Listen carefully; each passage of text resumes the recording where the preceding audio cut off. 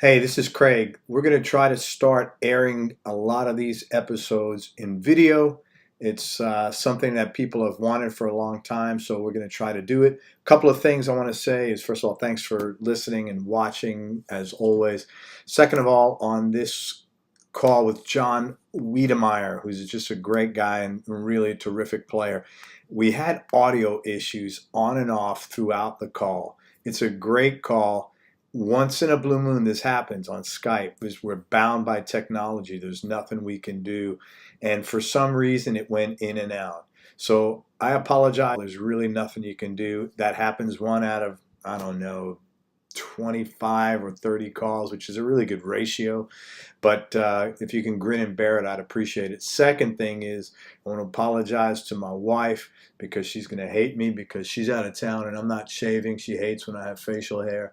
And so she's going to see this, or if she sees this, she's going to be besides herself seeing me with all this facial hair. So, babe, it's going to get worse before it gets better. But by the time you're back home, I'll be clean shaven as usual. Anyway, sorry, honey.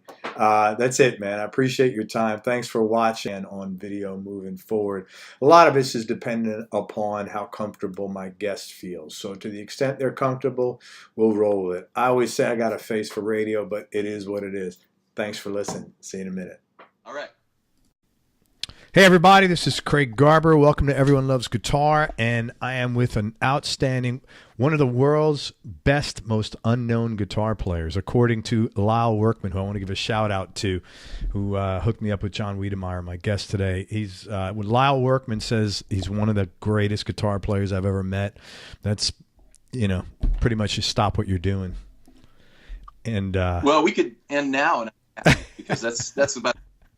Lyle's one of my heroes. That's about the coolest thing I could ever hope to hear. So thank you, Lyle, because you're the man.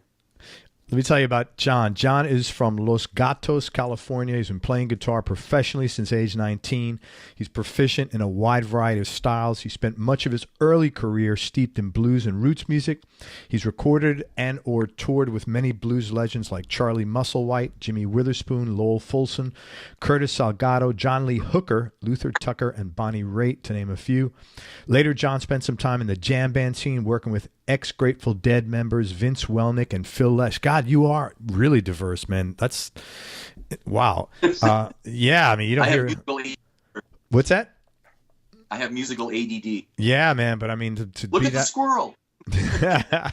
Since relocating to Las Vegas in 2006, John's played and recorded with another diverse list of artists, including the Righteous Brothers, Donnie and Marie Osmond, Clint Holmes, Kristen Chenoweth, Debbie Gibson, Michael Grimm, who was 2010 winner of America's Got Talent, Susan Anton. God, she's one of the prettiest women ever. Wayne Newton. Yeah, I'm sure. Wayne Newton, Cindy Blackman-Santana, Lucy Arnaz, Martin Rivera, Christine Ebersol, Starship. Did you play with John Roth? No, I actually played on a record. So I only Mickey Thomas and there's a very good friend of mine who sings in the band named Stephanie Calvert, and it was me and her and Mickey in the studio, so I didn't actually meet the other guys. That's really cool, man. Unfortunately. Yeah, they're good guys. Yeah, it was fun, man. Mickey Thomas is, still just mind-blowing singer. He's also played with Aurea, who's a Portuguese pop star, Earl Turner, Lonnie Mizaluka, I'm sorry, right? Mizaluka? Mizaluka. Yeah. Mizaluka. She's Filipino artist. Taylor Dane, Frankie Marino, and David Foster, amongst many others. He's also played in some Broadway shows that run in Las Vegas, including The Addams Family and Surf the Musical. God, you are incredible. You're all over it. That is really tough. That's really difficult. We'll play guitar for food. Currently, John's playing and touring with the Righteous Brothers, and he's also with Zeppelin USA. We're going to talk about both of those bands. John, thanks so much for your time. I appreciate you coming on the show, man. Man, Craig, I'm thrilled to be here, man. Thank you for having me. My pleasure. So you started playing professionally at 19. How soon did you start touring after that, or was that was it? No, I think I probably started touring when I was about 21. When I say I started playing professionally at 19, I just meant that when I got out of high school, I was working kind of retail jobs, and then I started playing in a band. And then around the time of 19, I was playing in a band that started working a lot, and it got to the point where I didn't have to go to the other job. So I left and ended up playing full time. It wasn't really a plan. It was just like one day I went, I don't need to go get up at 8 a.m. and go work at this record store and then go play a gig. I can just do the gigs. So when I say playing professionally since 19, I've been doing it for a living since I was 19, And then about 2 years later, I think was when I started touring. And that was with the Ford Blues Band, which is a band that was created by Patrick Ford, who's a great blues drummer and also runs a great blues record label in Northern California. And that band went all over the world. So that was my first touring experience. That's Robin Ford's brother, by the way. I was going to ask that because I know he's got a bunch of brothers that are all involved in music.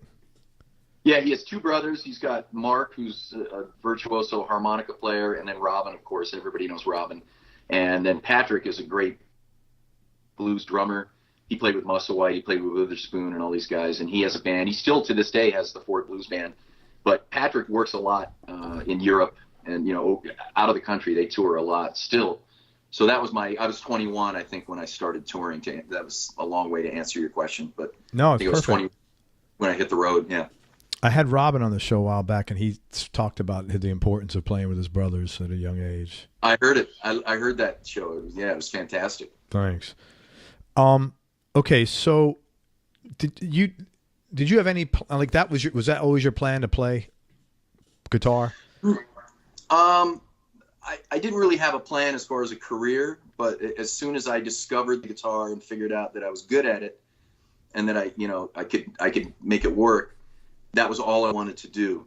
So it wasn't really like I said, okay, I'm going to become a professional musician and just do this. It was just I just wanted to, whatever I had to do to just wake up every day and have nothing else on my plate except playing guitar.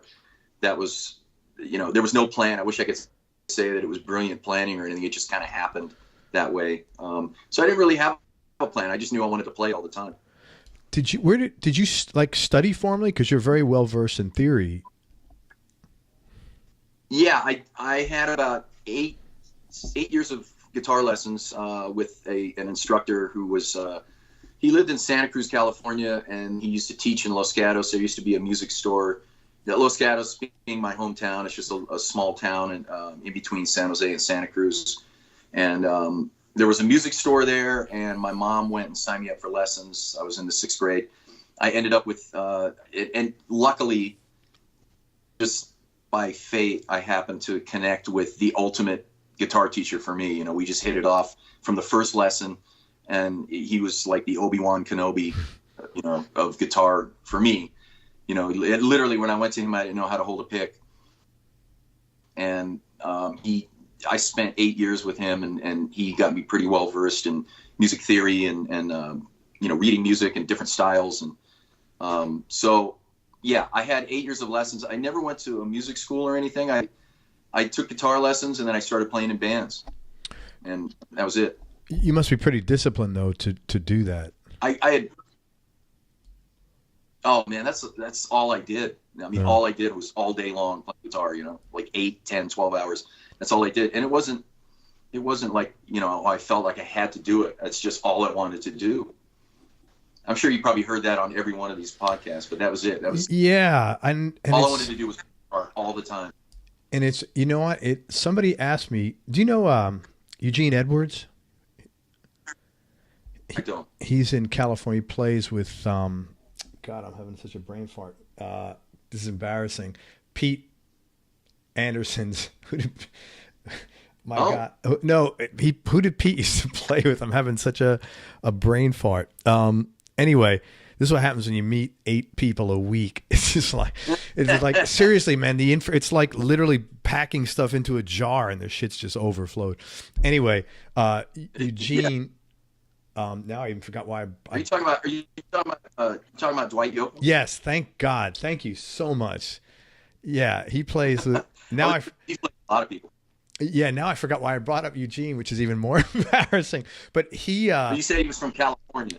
No, he asked me, this is what it was. Thank you. He said to me at the end of the interview, he goes, I want to ask you a couple of questions because how are you different 500 interviews in.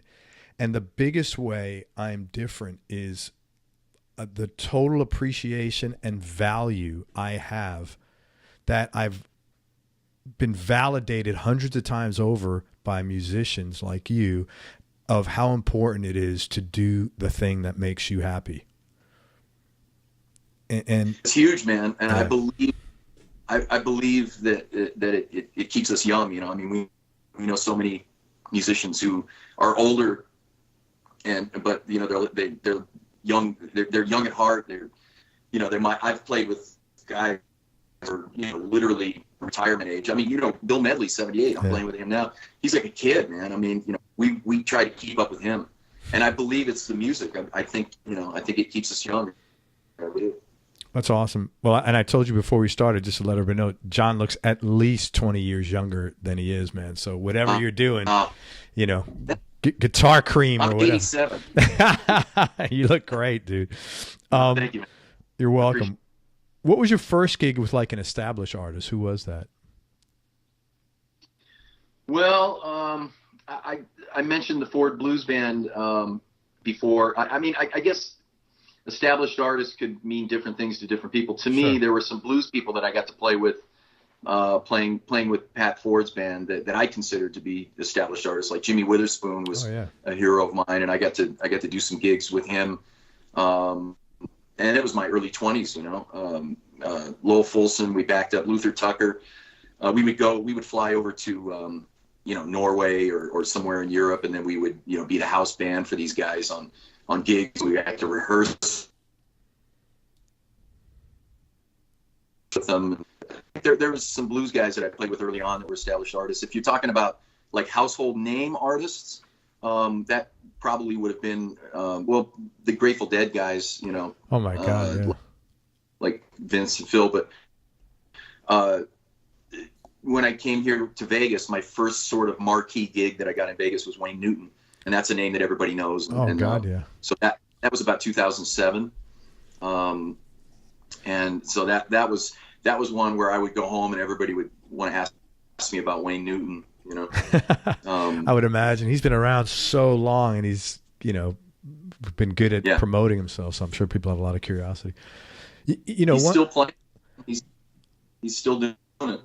One thing that's a really huge feather in your cap, now that I think about it again, Pat Ford, Robin being his brother, his standard of what he's used to in a blues guitar player is really high. That you got that gig at 21 says a hell of a lot about what your abilities are.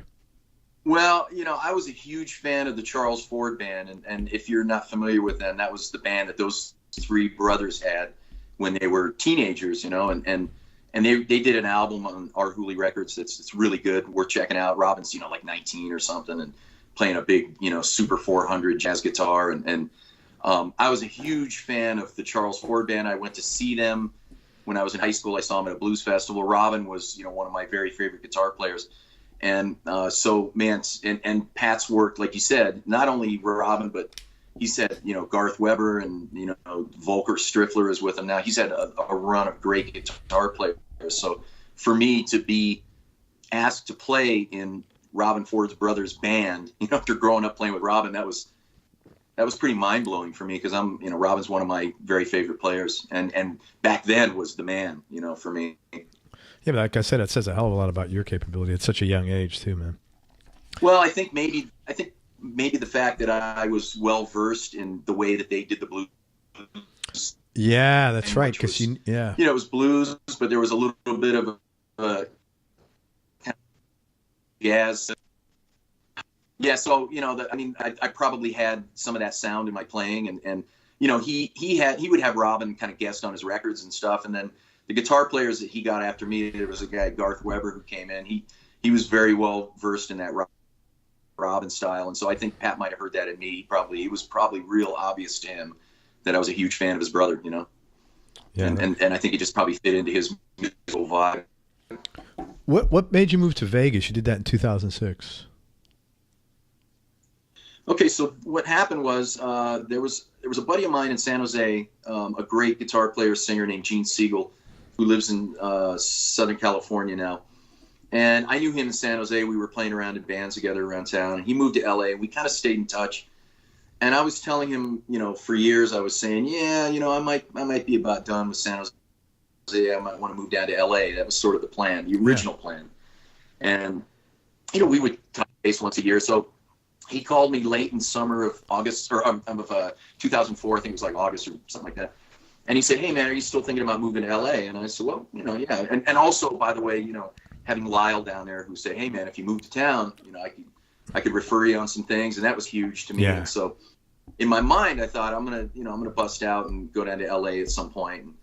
And so Gene called me out of the blue one day, and he said, and I said, well, if something comes up, I would move. And he said, I'm playing with a cover band at the Mirage in Vegas.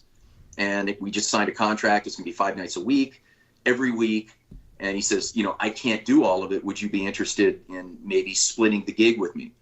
So I flew out there and I met the band. It was, it was a cover band playing in a lounge at the Mirage, back when they had live music. And so at the band, spent a couple weeks playing with them, made friends. It was great. Everything was great. And long story short, Gene basically gave me his gig. He said, hey, man, look, why don't you just do it, because I can't be in Vegas. I'm busy in LA. He says, why don't you just take the gig? And I had no reason that I couldn't be in Vegas. So for a while I was commuting back and forth to, I was living in Campbell, which is next to Los Gatos. It's a little suburb of San Jose. And so I would drive out here and play the week and then drive home on the weekend. Oh, wow. But so I actually, the short answer to your question is I had a gig. It was 5 nights a week. We were staying at the hotel. We were eating for free. It was like a paid vacation, Wow. I didn't know anybody here. Yeah, I didn't know anybody here. I had no plan. I just thought, and the money was good. And I thought, cool, man, I'll go out and, get out of town and play, and then eventually end up in LA. That was the plan. That's wild. Was that weird living in a hotel? I guess if you're living in you probably had a really nice room in this hotel in a nice place. It's probably not weird at all, is it? No, it wasn't. It was great, man. Yeah. I mean, it was like, the Mirage was a beautiful hotel. Yeah. The rooms were great. We got to eat for free, and the money was good. And it was 5 nights a week, every single week. And we were done playing by, about 9:30. And, we would all get together and go bowling or go find restaurants or whatever. And it was literally like being paid to be on vacation, and we played just a couple of sets. It was like, maybe 2-3 hours a night, Wow. It was super easy gig. And it was cover stuff. It was like classic rock and some top 40 and stuff, which I hadn't really done a lot of that. I did a little bit of it in San Jose, but I dove in head first on this gig, like in the cover band thing. What happened after that? What was the trajectory? How long did that go for? Well, I played with that band almost 3 years, I guess. And by the way, I moved here in 2006, but I was going back and forth since late 2004 to California. And okay. What happened? Okay. Go ahead. No, go ahead. Well, I was just going to say that I actually did move to LA because my uncle had a house there that I rented, and so I moved from San Jose down to Santa Clarita, kind of north of LA. And so what I did was I basically took care of his house on the weekends, and then I would drive 4 hours to Vegas on Sunday, and we would play the week, and then Thursday night I would drive back and I would hang in LA for the weekend. But I never did anything in LA. I mean, I would hang out. I'd go see Lyle, or I'd go to I just home and mowed lawns on the weekend, really. And so from late 2004 till 2006, I had a California ID, and and I was back and forth, and I was basically working in Vegas and living in California. And then about in 2006, everything I was doing was in Vegas, and it just didn't make sense to pay 2 rents and drive back and forth, and I was getting sick of that. So I decided to finally. Oh, and the other thing was the band had signed a new contract, and one of the stipulations was, we're going to give you some more money, but you guys have to get apartments. No more hotel rooms. Too bad. The gravy train it stopped. Yeah, that's a Yeah. pretty sweet gig, man, where you got no rent. Oh man, it was insane. And then even when I finally moved here, I ended up sharing a house with a couple of other musicians here in town. They played in another band that worked in the same room as us.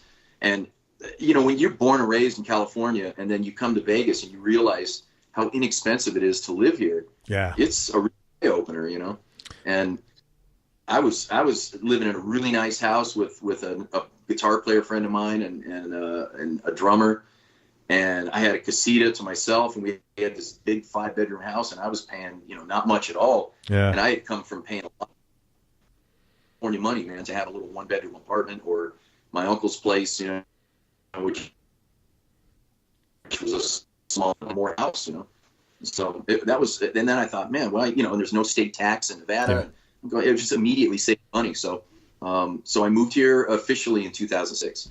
Very cool. Yeah, I've talked to so many players who've moved to Vegas, and for that reason, many of them. Yeah. I love California. I miss the Bay Area, but the cost of living, especially for musicians, it's just insane. I mean, unless you live in a house with 8 other musicians, it's just really hard. Or if you bought a house or inherited a house, decades ago. Other than that, who can afford it? I just don't understand how people make it work. Guys like Lyle, Lyle's lived there. He moved there a long time ago, and he established himself early. And that's the way you do it, is if you did it back before everything skyrocketed. Yeah, I totally get it. Are you single or? No, I'm married. I've been married. Our 9-year anniversary will be in August. Dude, happy anniversary! That's very cool. Thanks. So you met your wife probably right after you moved. I did. I met my wife here, and the band that I was playing with that I just told you about, we moved from the Mirage over to the Bellagio. Oh, that's a beautiful hotel, man. I've actually stayed there. Holy shit.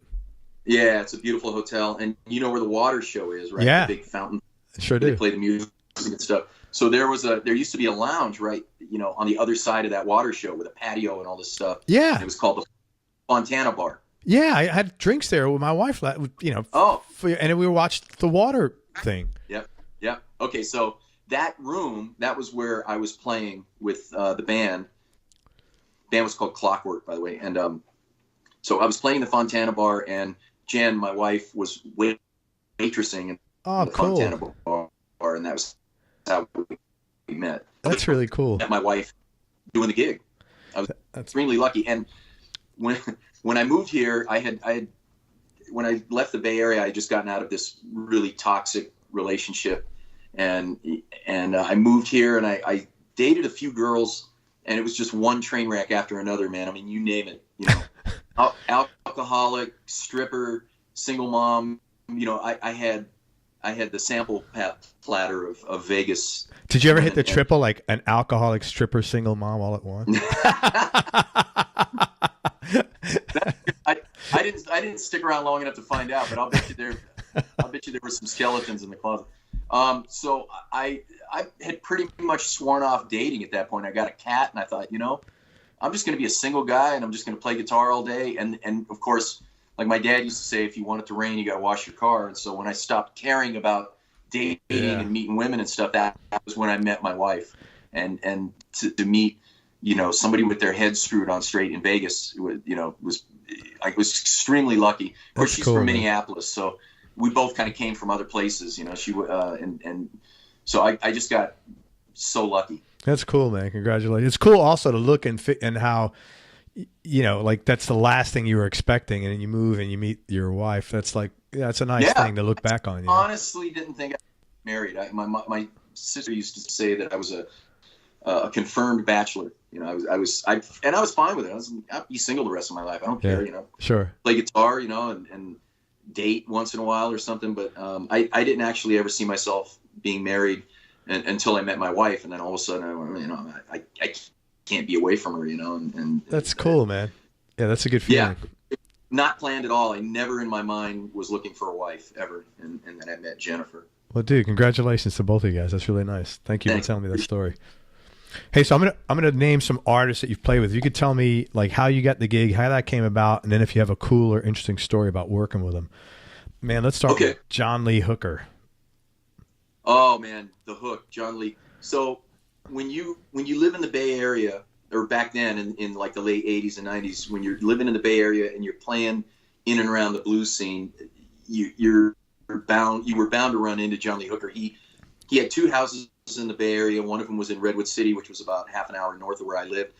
And so I knew all the guys in his band. So he would just come down and sit in. I mean, he would he would be a special guest on shows we would play. And then other times I'd be playing somewhere and he would just walk in with like his posse, you know, and sit in, you know, and of course, and it was like the president showing up or something. It was just like when he came in the room, you know, everything stopped. And, so I was involved in many shows where he was a special guest or would literally just drop in and come up and sing. And also I was invited to his house several times, and he had this house in Redwood City, and he was just always holding court, man. He would invite everybody over. All the musicians would go over and hang. There was food, and he would be sitting I'll never forget this, but he would be sitting on his bed in his bedroom, like watching the Giants game in a suit. I was going to ask you, when he showed up, was he always pimped out? Because to the nines, really? Man. It looked like he was getting ready to go on stage. That's cool. 3-piece suit. He had these socks with stars on them, the hat. Yeah, yeah. Know, and he would sit on the bed, and he would have hot chicks all around him, and he would watch the Giants game, and you would just kind of go in and kiss the ring, and but you know, like I'd get called to go have dinner at John Lee Hooker's house, and you know, that's like the White House calling, you know, it's like I'm going, you know, and I got to do that a few times, but I'll tell you one of my favorite Hooker stories. I remember I did this gig in Berkeley. There was a place there called Larry Blake's, which was a great blues venue in Berkeley, and I was doing a gig there with a singer named Vala Cupp, and she was in John Lee Hooker's band. In fact, I just remember now that Tom Politzer, who's the tenor sax player from Tower of Power, he was on the gig with me. And again, I was probably early 20s or something like that. And John Lee Hooker showed up, and Greg Allman showed up. Wow. And they both sat in, man. I got to play Statesboro Blues with Greg Allman, and then, you know, Hooker came up and did a few songs. And one of the coolest moments of my life, John Lee like walked over to me after a tune, and he was getting ready to come up and sing, and he walked over and he reached his hand out to shake my hand, and he looked out right in my face and he went, "You bad." That is really freaking cool, man. And that was the coolest. Oh my God. It was the coolest moment.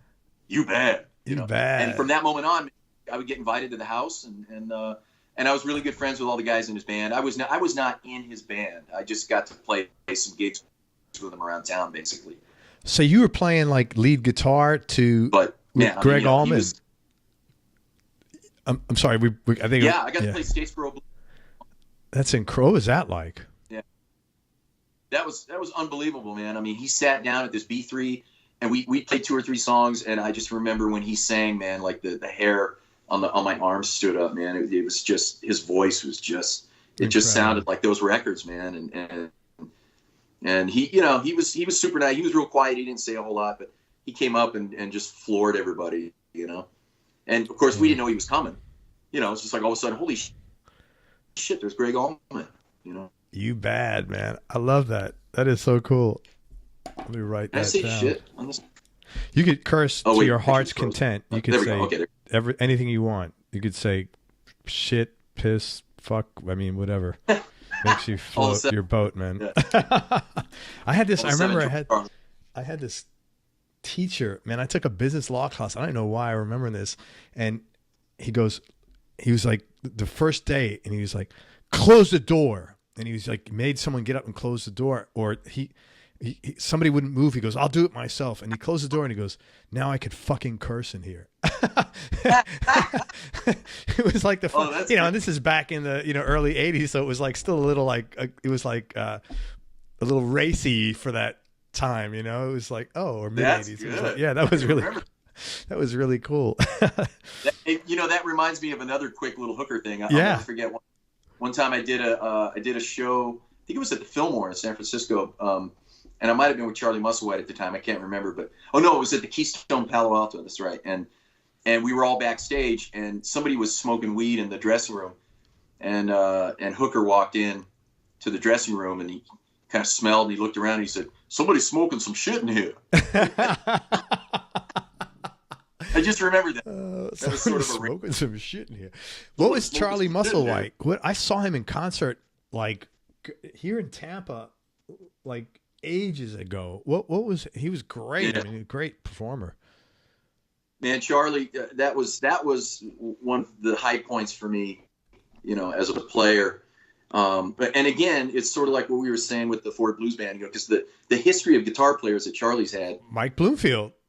And Mike Bloomfield, exactly. The guy played. I mean, he's played with everybody. Yeah. But the guys that he was in a band with, you know, Bloomfield, Harvey Mandel, you know, he played. Robin was on some of his records. I mean, he's played with, you know, all his guitar players. You know, Kid Anderson, Kirky Fletcher. You know, he's had some incredible guitar players in his band. So Elvin and Bishop too, I think, right?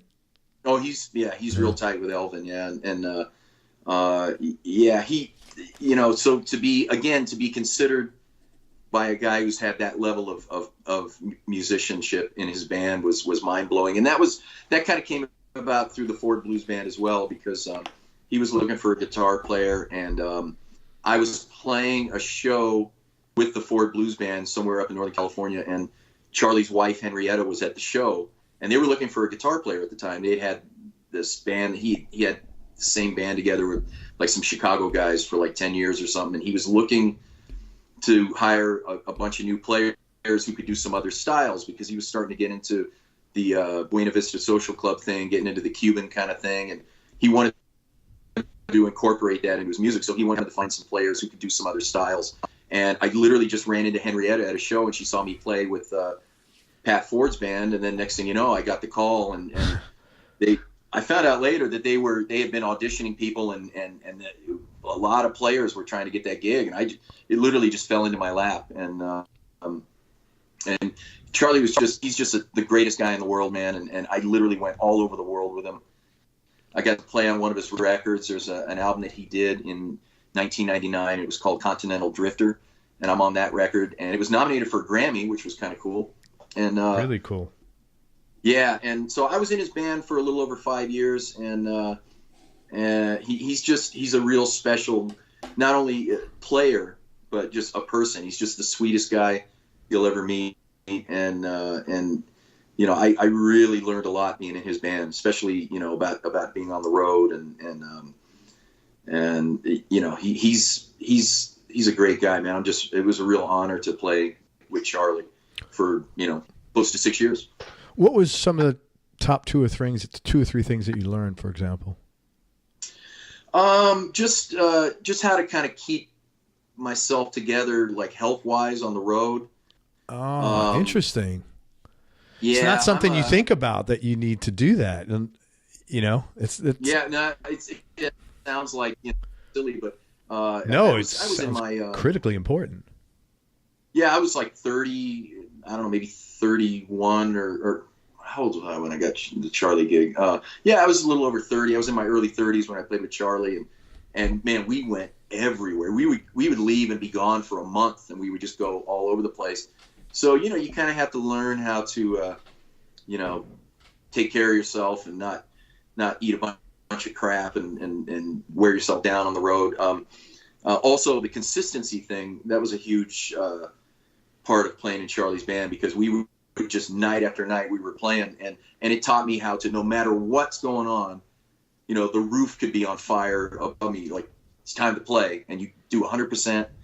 You know, there's no like, you know, no distractions or anything, no matter what's going on, no matter how long you've been driving, no matter, you know, the fact that you haven't had breakfast or lunch, time to play, you just kind of snap into this thing where you just, you know, and Charlie's like that, no matter what's going on, man, he consistently plays his ass off, and it kind of instilled in me a thing where, you know, showtime, like no matter what's happening, it's time to play, all the other stuff gets put aside, and you bring it, you know, for 90 minutes or 2 hours or whatever, you know. So that was a huge lesson I learned, mainly because he toured so much. I mean, you know, he's still, to this day, he's out with Ben Harper. They tour a lot. He's out with his band. He's a road dog, that guy. It's amazing that, though, that he was kind enough to teach you stuff about staying healthy You know, that's a really important thing. And especially now when you're older, you're like, you realize how important it was. But back then you're thinking you know, when you're that age, you're like, you know, nothing could harm you, you know? Well, he didn't really teach me anything, but just observing and watching how, you know, like, when you know, anybody that knows Charlie or knows of Charlie knows that at one time he was a drinker of legendary proportions. I mean, and when I met him, he was clean and sober, and you know, and he had put all that behind him. But, you know, there's stories, everybody's got stories about him back in the day when he was drinking, and he quit drinking. He became a vegetarian. He was doing yoga. He was, you know, really aware of himself. And this is a guy who pushed himself as hard as you can push yourself, and literally, you know, kind of saved his own life, you know. And that was very inspiring to me.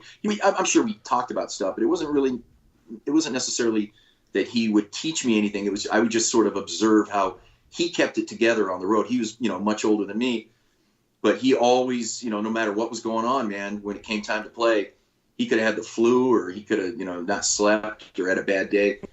He got up there, man, and it was as good as it was last night. And so it was sort of an implied lesson, if you will. Well, kudos to you for being smart enough, to having the awareness enough at that young of an age to absorb that, because that's not, you know, that's not, and like you, and I'm assuming, because you said you were at the gym yourself just a little while ago, so I'm assuming you've taken good care of yourself over the years as well.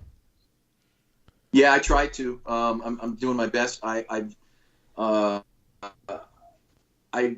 never done any drugs. I smoked a little bit of pot in high school, and that was the beginning and end of my drug career. I've never done any drugs. Wow, that's great. I've never. Now this one, I know this is on your list of questions, but I'll go ahead and say it now. Yeah. About something that would surprise people. I've never been drunk in my life. Wow. I've never been drunk. I've tasted alcohol. You know, I've had wine with dinner. I've tasted hard liquor. I've had beer. I hate beer. I've never drank to the point where I got drunk. And so I think that, and I have, you're right, I've always been into, you know, running and going to the gym and stuff. So I just like how I feel.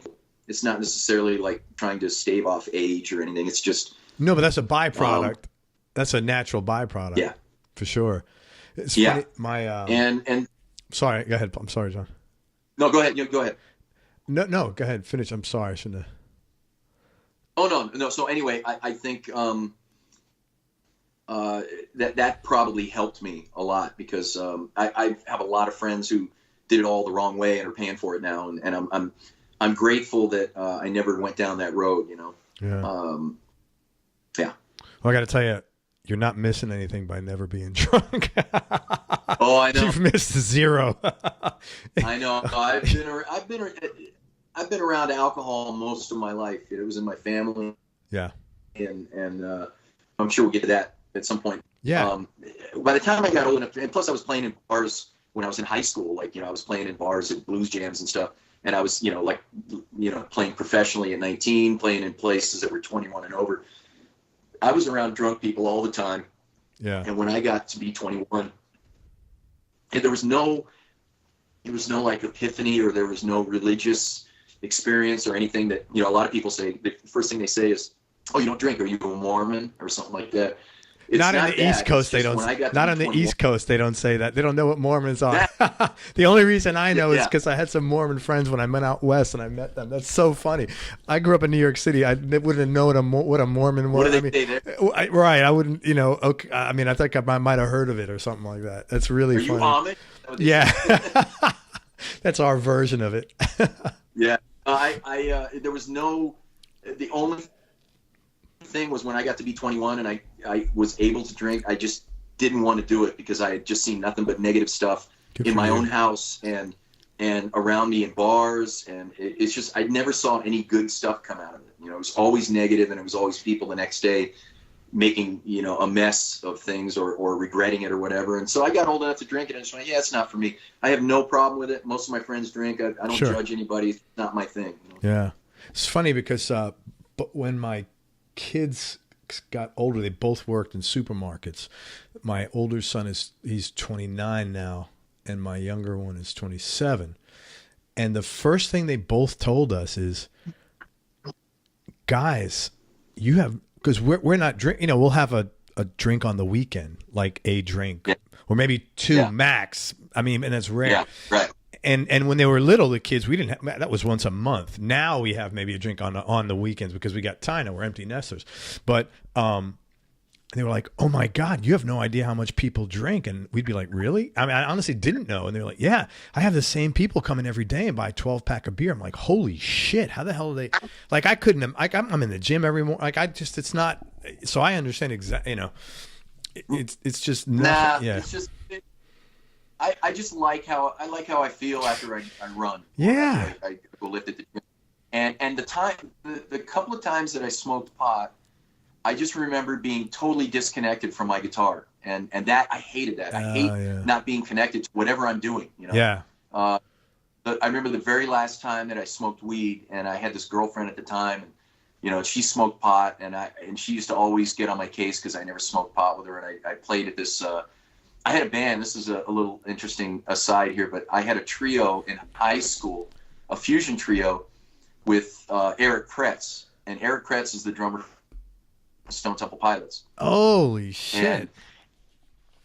And Eric went to a high school in San Jose, and I was at Rolling Hills Junior High School, and he was at a school called Markham, and they were kind of across town from each other. And there was a bass player at my junior high school who I started playing with, and he said, man, I know this drummer, and you got to meet him. And we went over, and the three of us had this band, this fusion trio, and we would play, like, you know,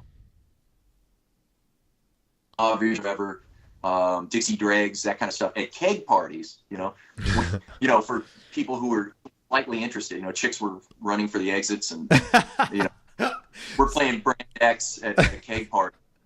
And so anyway, I remember I had this girlfriend, and she came with me to one of these keg parties, and it was New Year's Eve, and she was going, come on, you never smoked pot with me, and you know, fun and this and that. So I smoked some weed that night, and I got baked, and I remember down in my left hand, and it was like my head was in Miami or something. I was just not at all connected to what I'm doing. Yeah. And that was it, man. I just said, nah, this isn't for me, because I don't like not being connected to what I'm doing, especially when I'm playing the guitar, you know. No, I like being present. I'm the same way. Yeah. I cannot believe how diverse you are, that you had this fusion band that you were picked up by Charlie to do because of the Latin skills, your blues skill. I mean, it's really incredibly impressive, man. I should add an addendum to that, but he didn't choose me because of the Latin thing, but his musical tastes were going in different directions, and he's always been a huge jazz fan. And he just decided that he had played straight up Chicago blues with the same three guys for like 10 years. And he was really discovering like Eliades Ochoa and the social and all the kind of Cuban music. And he was really into jazz. And he just decided that he wanted to get some people in his band that could play some different styles, you know. And we did end up playing some of the Cuban stuff, which was really fun.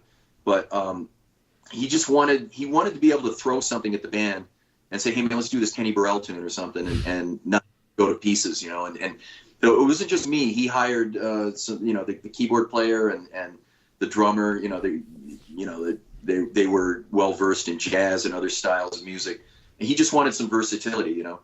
Yeah, but the fact that you could do all this is like at a master level. I mean, that's really does say a lot. I can see why Lyle, you know.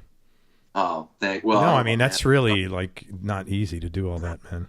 It's hard. The thing is I've always just listened to all kinds of music, and I credit my guitar teacher with that, because when I went to him, I was only into rock music, you know, Zeppelin, Aerosmith, Ted Nugent, AC/DC, you know, that was the only music I knew. And he not only taught me, you know, to play and harmony and theory and all that stuff, but he also opened my head up to listening to music. And he had me, you know, in junior high school, he had me listening to Joe Pass and John McLaughlin and Chet Atkins and you know, Hank Garland and Charlie Christian. I mean, I was a teenager, man. I was like in 7th, 8th grade, and I was just all over. He would every week he'd bring in an album for me. It was completely different than the previous week, and he really, more than anything, more than even the guitar thing, he opened my head up to music.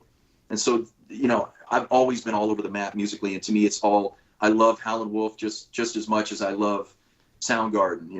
I love, all kinds of music, and I'm fascinated by it, and I kind of dabble in everything. I sort of wish I could focus on one style, because I think I could be really good at it, but it has served me well in terms of, gigs. Yeah. Gig stuff. Yeah. But again, it wasn't planned. It wasn't, I'm going to learn a bunch of styles so I can do different gigs. I just love all kinds of music. And so I've been lucky enough to be asked to play different styles, and it's fun because it's never boring. Every week is a new kind of adventure, That's one of the common traits amongst the successful musicians is that everything they're not anchored on one, with like you got blues guys, all they're playing is blues for the most part, but the top sidemen like yourself, they're sponges for every music, and they genuinely enjoy different things. I've noticed that. Right. And I think there's a huge who just genuinely, put on weird music, diverse, music because they enjoy it, and I think when you love the music, it translates to the gig, and I know a lot of people in Vegas. When I moved to Vegas, I assumed everybody here could play every style of music. It didn't occur to me, and I realized that a lot of players here kind of specialize in a certain thing. But they would always, oh yeah, man, I'll do a rock gig, and then they're sitting there reading it like a jazz gig or something, staring at a book, playing, Metallica or something, and I can always spot people who really genuinely love the music and people who are just doing it to get gigs, Yeah. And for me, I had no plan as far as gigs. I just love the music and love playing a lot of things, and I have musical ADD all over the map. But it's definitely helped me along the way because I've found myself in very radically different scenarios playing music that I love, So I've been very blessed. That you wouldn't be in demand for if you not had that skill set either, which is great. Yeah.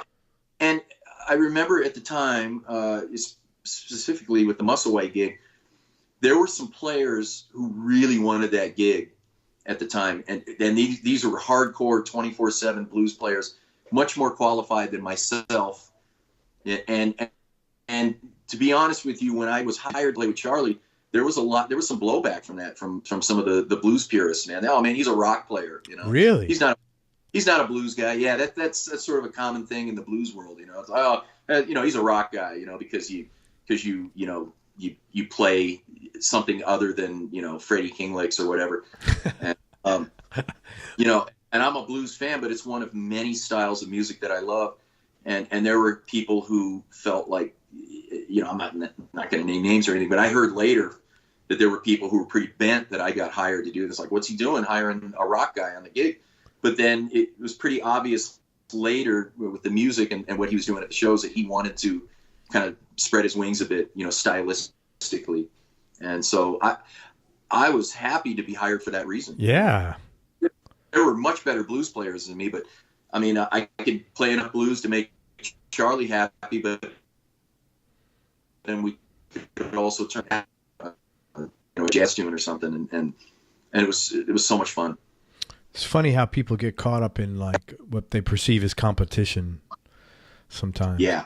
I don't think like no matter what you're doing, there's enough things in the world, and I know this was coming out of the business world, but it's been proven here that there's room for everybody. If you're striking a chord with your audience, whether that audience is business, music, whatever, there's room.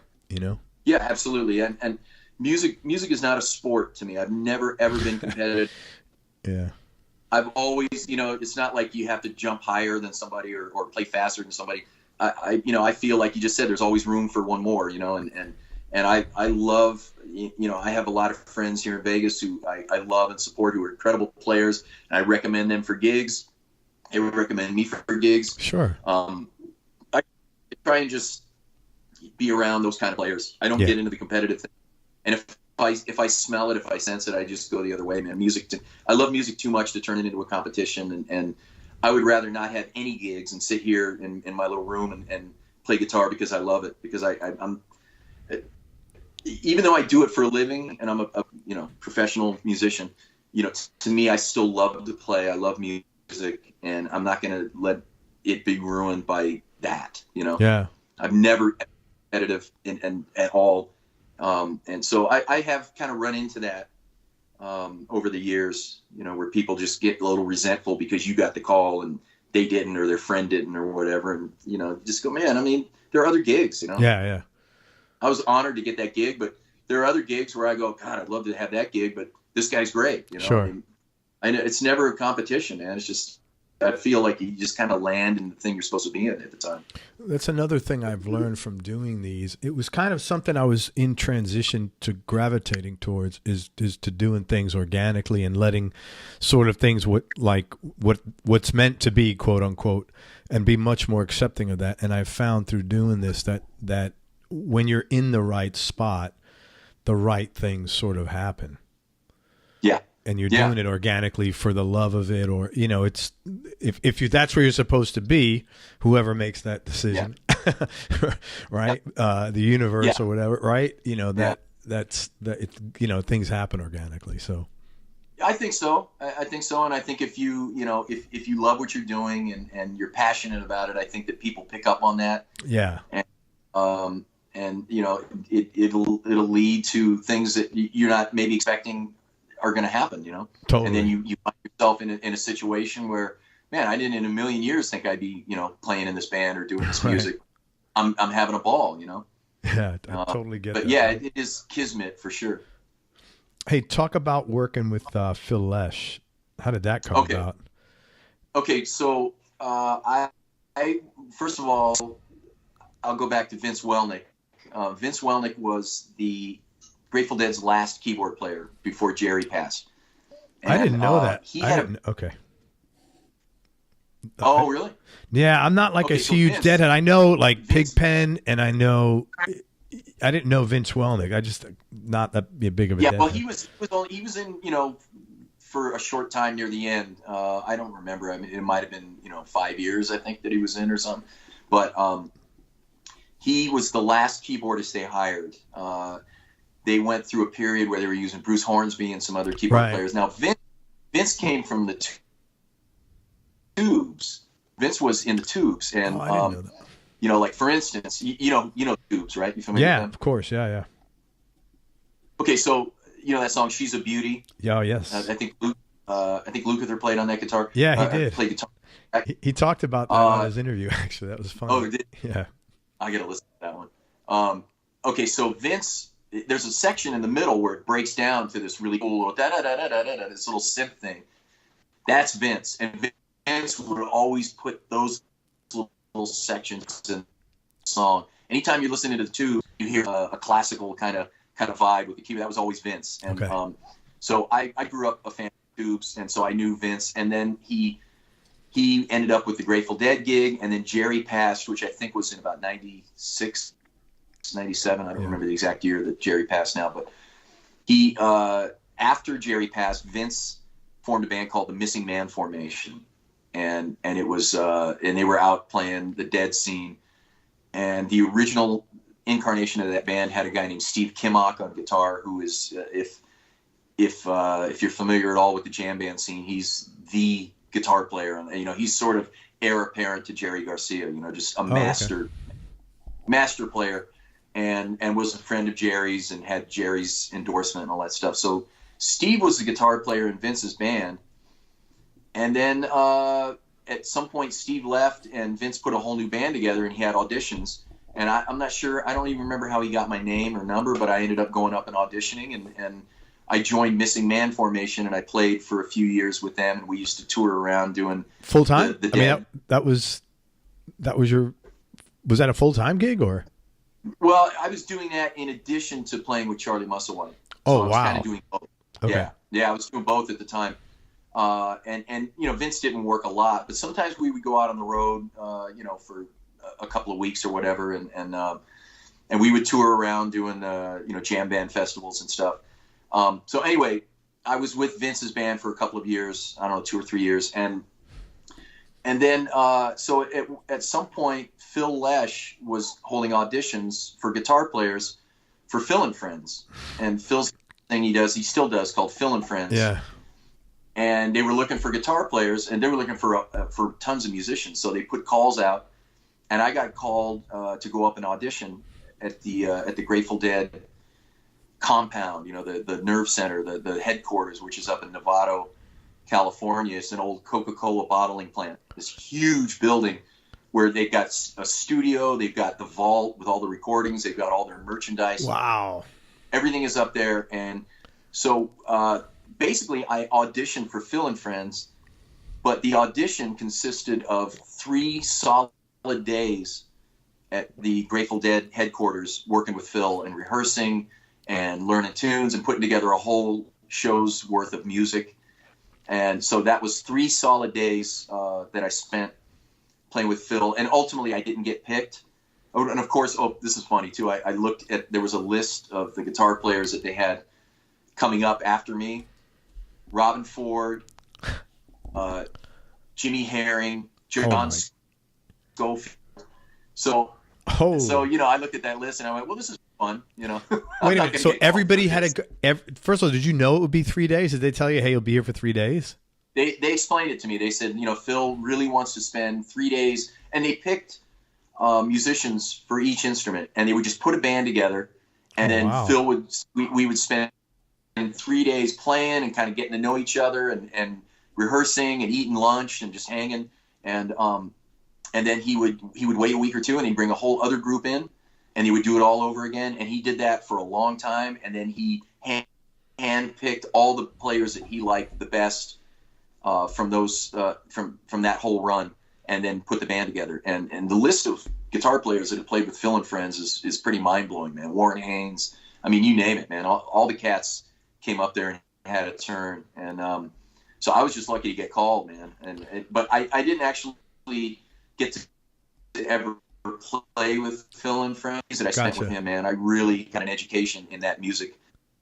And I was a Grateful Dead fan, but I wasn't, until I played with Vince, I wasn't that deep into it.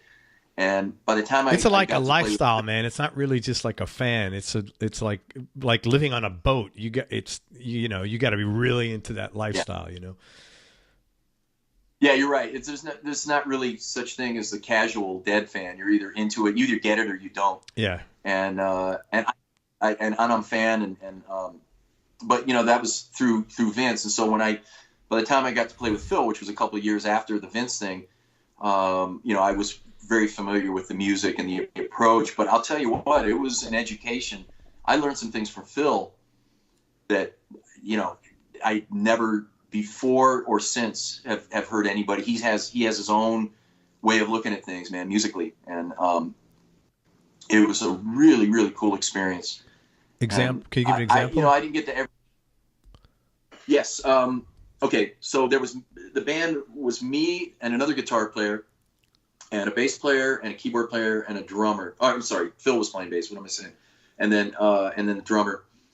And so we would play and we would do these tunes. And of course, everybody played long solos. And so normally in every band that I've been in, you step up and you wail, you play a loud solo, and then you step back and you turn down and you play rhythm while the next person is soloing. And we were all doing that. And Phil stopped us at one point and he said, "Hey man, look," he says, "when he's soloing, you continue to play. Like, don't back off. Don't just sit there and comp. I want you to interact, man. I want you to play along with him." And the way that he described it was, he said, it's like Dixieland music, where everybody's playing at once, but nobody's getting in each other's way, and you're just sort of complimenting what the other guy is doing, and then it all kind of comes together like this. And that's really, that was a huge thing for me when he compared it to Dixieland and told me not to, well, not just me, but the keyboard player and the other guitar player, we were told, man, don't turn down and just comp chords behind the solo. Like, I want you to keep playing. Obviously he's the focal point, but I want you to compliment him with some stuff, and him saying that it was like Dixieland music. Really, I went home that night going, wow. Like all of a sudden, when I would listen to the Dead, it all made sense because it sounded, you know, people make fun of them. They go, oh man, they're all noodling at the same time. But that was how they saw it. You know, they saw it as Dixieland music. Yeah. And everybody's playing it once, and it's not just like, oh, they're stoned and they're just all noodling. It's a concept, man. It's a mindset for sure. Since you mentioned it, was there weed going around? Plus, he was the nicest guy in the world. There was a bit of weed. Yeah. I was the only one not smoking. Yeah, I would imagine that's the place where there's lots of freaking bong loads, man. Oh, dude, when I played with Vince, and he would introduce the band, he would say, "And on guitar over here, John Wedemeyer." That's so funny, and everybody clapped. I went crazy, I'm sure. And I was the only person in the building that didn't smoke pot. That is so funny. But it was about music, man. It really was. And I love the fact that because I thought, man, I'm pretty square. I'm going in. I kind of looked like this. I had short hair, and and I used to kind of dress like way nicer than you needed to. Those guys would show up in their pajamas or in cutoffs or whatever, and I would always wear like a gig shirt, some nice jeans or whatever. I didn't fit in at all. But the fact that they welcomed me and had me in just is a testament to it being all about the music with them. It really wasn't. I thought, man, when they find out I'm gonna smoke pot, I'm gonna be out of this band. They didn't care. First time someone's gotten fired for not doing drugs. I've heard of that happening. Yeah, no, I actually have too, to be honest. I think with a lot of people, it is about, like, I interviewed, the band Korn. Yeah. So I interviewed Ray Luzier, the drummer, and he goes, he said the same thing. He's got no tattoos, like military short hair. And he goes, look, I thought this was just kind of a joke sort of thing. And then he's been the drummer there for years, Yeah. And so I think it's about the music for most of the people that are serious musicians. Yeah, you got some guys. I don't know nowadays if that's too prevalent anymore. You can't really be a druggie and survive in the music business. Yeah, there's still people that dabble in it, but most of the people that I've run into who used to do that thing have gotten it together and it got sober. And at our age, man, it's like about mentality. It's like, tough enough being sober, living through your day. I don't know how people. That's a very good point, man. It's hard enough to stick around when you're doing all the right stuff. Right. I don't have no idea how people do that, man. I'm not tempting fate, man. No, I just don't get but it. But I've always been that guy in every band that I've ever been in. I look like, I look like I should be selling real estate or something. I don't look like I fit in with every band I've ever been in. Hey, but speak softly and let your guitar do your talking for you, man. I never got the uniform when I started playing guitar. I never had the tattoo, long hair. I did have long hair for a period of time in junior high school because I was into Led Zeppelin, and I figured you gotta have long hair, and that was around the time in high school when I tried weed, and I thought I got to do all this stuff, right? I'm a guitar player, and then after a while, not for me, Good for you. Give you I went back credit. Like I'm selling insurance. I saw the Dead in concert in 1983. I think it was pretty amazing. It was. I'm not a Deadhead. It was. What's that? Were they on that night? Was it a good night? It was incredible. It was. I took acid that night. It was the one and only time I tripped on acid.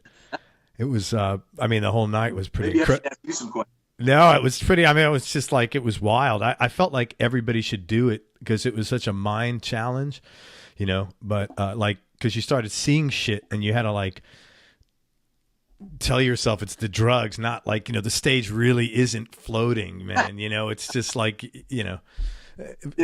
So it was like, wow, this is a real test, but I was always up in my head anyway back then. So it was like I was talking with myself, but it was interesting. It was a great show, to be honest with you.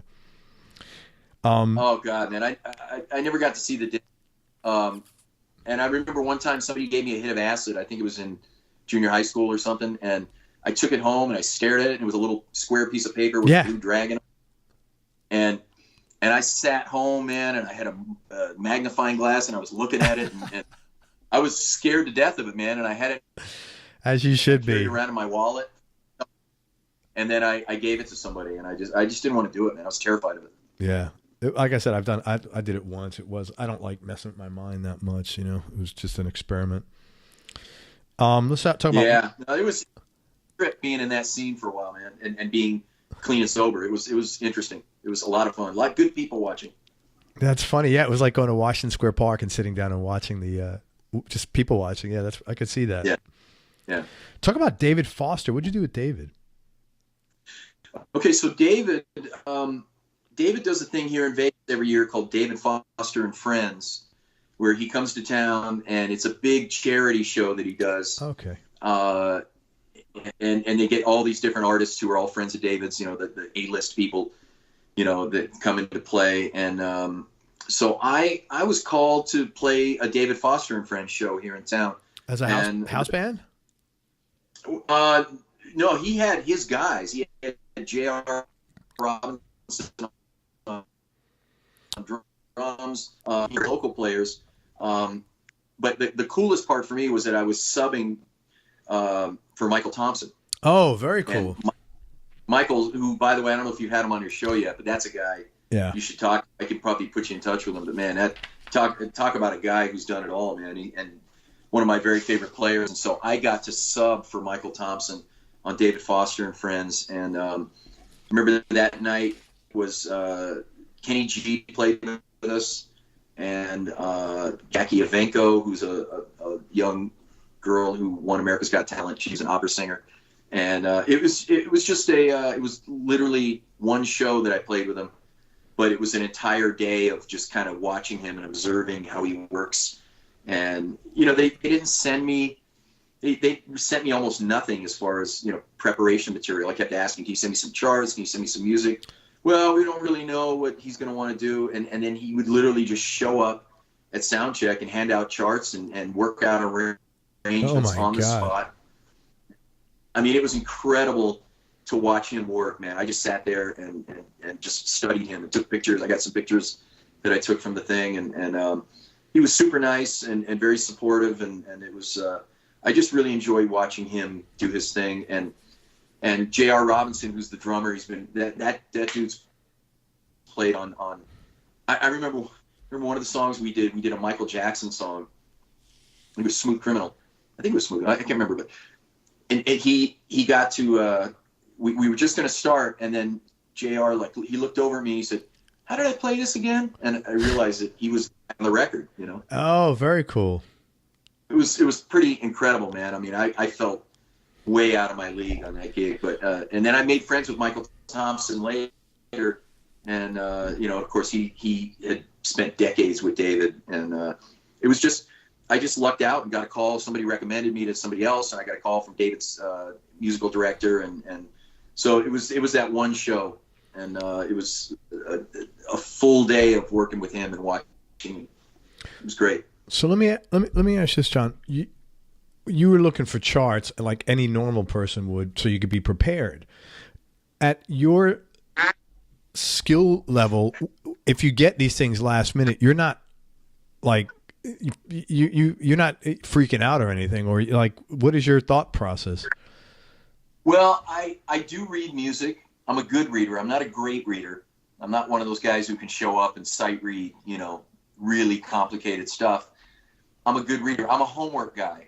I prefer to prepare. I like to get the music in advance. Sure. One of my things is I hate staring at a page when I'm playing music. I hate it. Yeah. So there's sometimes when it's unavoidable. But whenever I have the option, I always ask for the music in advance so that I can, you know, I'll have the charts there. I use charts as a roadmap, especially in a situation like that. You know, I was basically sight reading that gig because they didn't give me a whole lot. But I don't like to put myself in that situation whenever I can avoid it, because I'm just not that great of a sight reader. I'm a good sight reader. So yeah, but that's a real specialty, like a few guys. Charts. Sorry, the connection's a little wonky. Oh yeah, that's all right. Same over here. Yeah, I'm not one of those guys. I've seen guys who just literally walk in and pull out 5 pages and just read it like they've been in the band for 20 years. You know? I don't read that much. I mean, when I started out taking guitar lessons, I learned to read, and I was a really good sight reader back in high school or whatever. And then I started playing in blues bands, and I didn't use it, and I literally lost it, and I lost almost all my reading chops.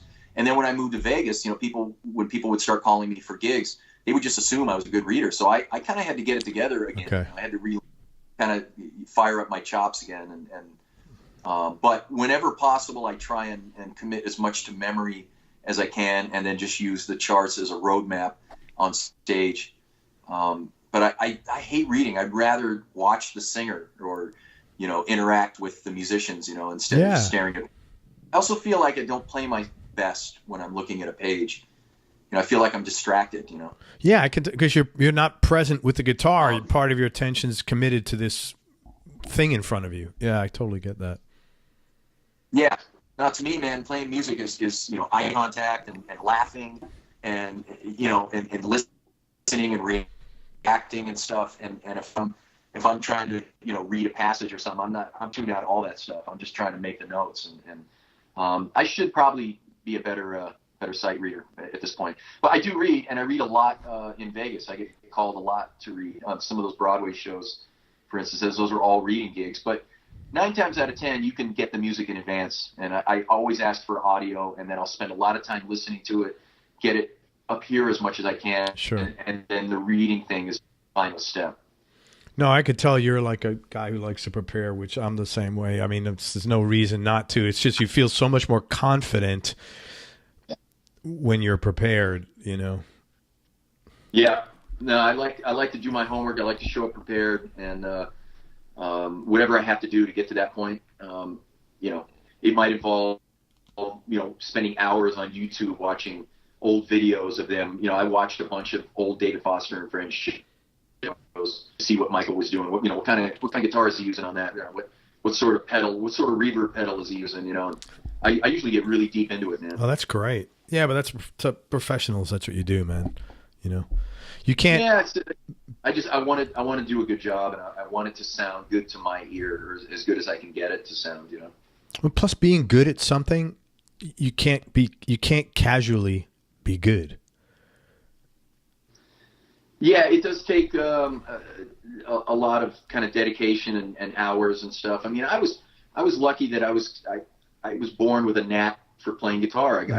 I'm lucky that I found the thing that I'm good at. I wasn't really good at anything else when I was a kid. I played soccer, and I wasn't that talented at it. I loved to swim, but I wasn't on a team or anything like that. I didn't have anything I was really good at until I found the guitar, and so a lot of it is you spend sort of honing it and finding it.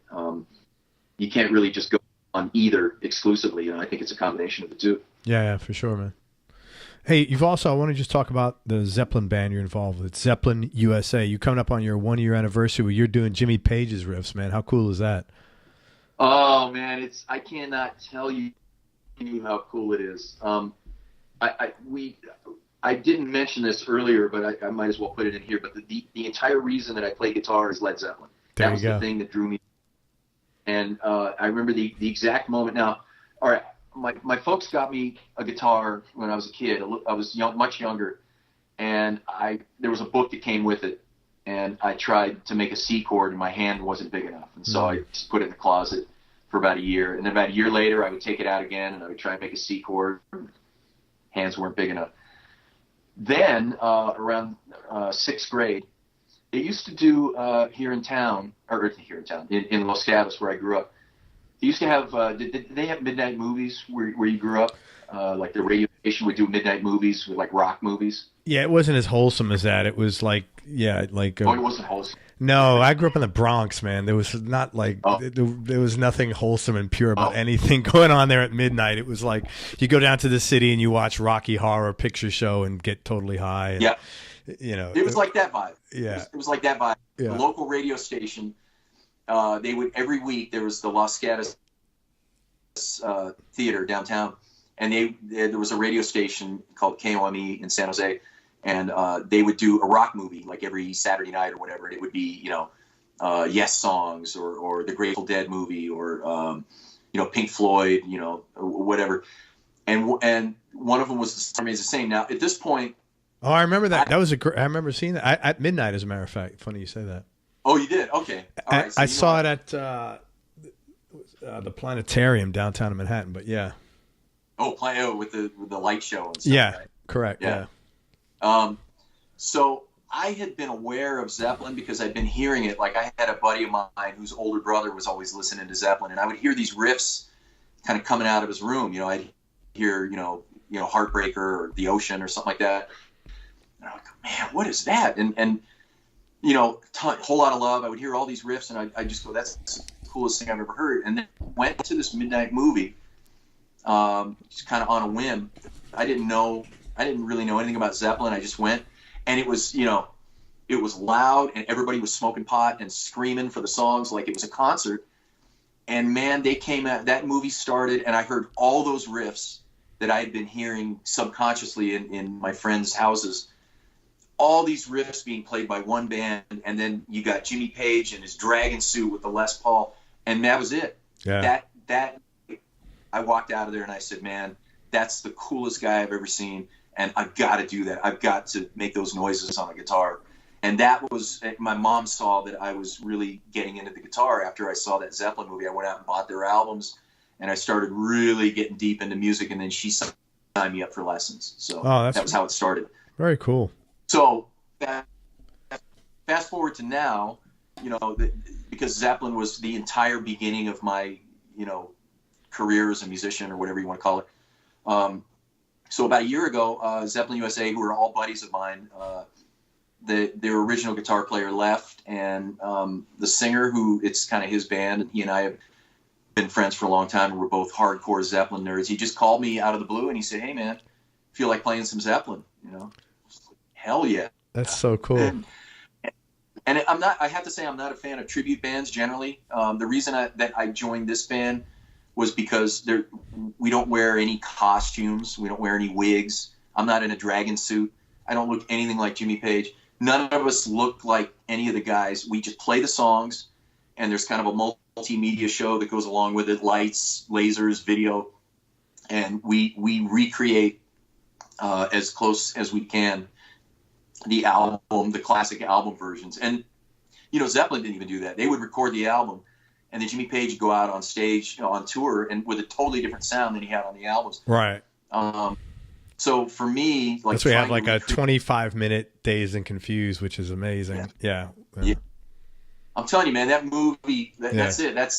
I can pinpoint the moment I wanted to play the guitar was when I saw that movie.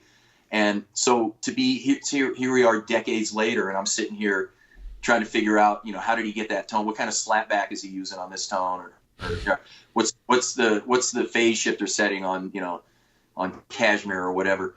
And it's just so much fun for me. I feel like I'm 15 again, and I'm in my room with my guitar, except instead of moving the needle, I'm, you're playing guitar, man. What's your favorite? What's your favorite Zeppelin song to play? Oh God, that's a tough one, man. They're all so much fun. What's your favorite Zeppelin Page solo to play? That's a better question. Man, Since I've Been Loving You is a great one. Oh, beautiful. Great blues, man. I mean, that solo is just, it's perfect, man. It really is. I've really been enjoying Misty Mountain Hop. We play that one live. That's just a fun riff, and I love the little. It's like a kind of composed melodic solo that he does in there. And we do some deep cuts too. We play a little bit of Carousel Alhambra, which was off into the outdoor. That's a difficult really song. Yeah, it is. Yeah, and it's one of my favorite moments in the show. And then we do Heartbreaker, and there's an extended unaccompanied solo where it's just me out there for about 5 minutes, just noodling and that's so cool. Fun. That's fun because I can always bring in little snippets from various phases. I mean, I'm every single note they ever play and record, man, I'm all over it. I love it. I can tell you, he played this riff on, in 1970 on the BBC recording. I mean, I'm pretty deep into it. So it's fun for me to, we do the studio version, and then maybe I'll throw in a little riff that he did on the live version. Yeah. We just played a show here night before last, and we added Celebration Day off of the third album. Great song. And so I sat down and caught the entire solo that he plays on the outro of that, which is brilliant Jimmy Page guitar playing, and he's he's going all over the place on that. Yeah, he's pretty fast on that. Yeah, he is, man. He was on. A lot of people dog that movie. Oh, I can't stand. I don't like Jimmy Page's sloppy guitars. I'd love to be as sloppy as Jimmy Page any freaking day of the week.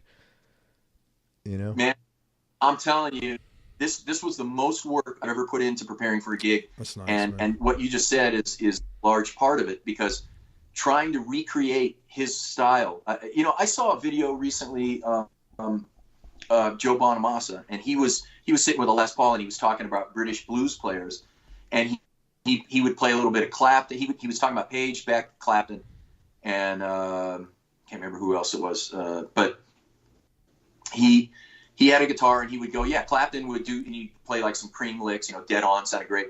Jeff Beck was kind of this, and then he got to Jimmy Page, and he went, I'm not even going to try and do that. And this was Joe Bonamassa.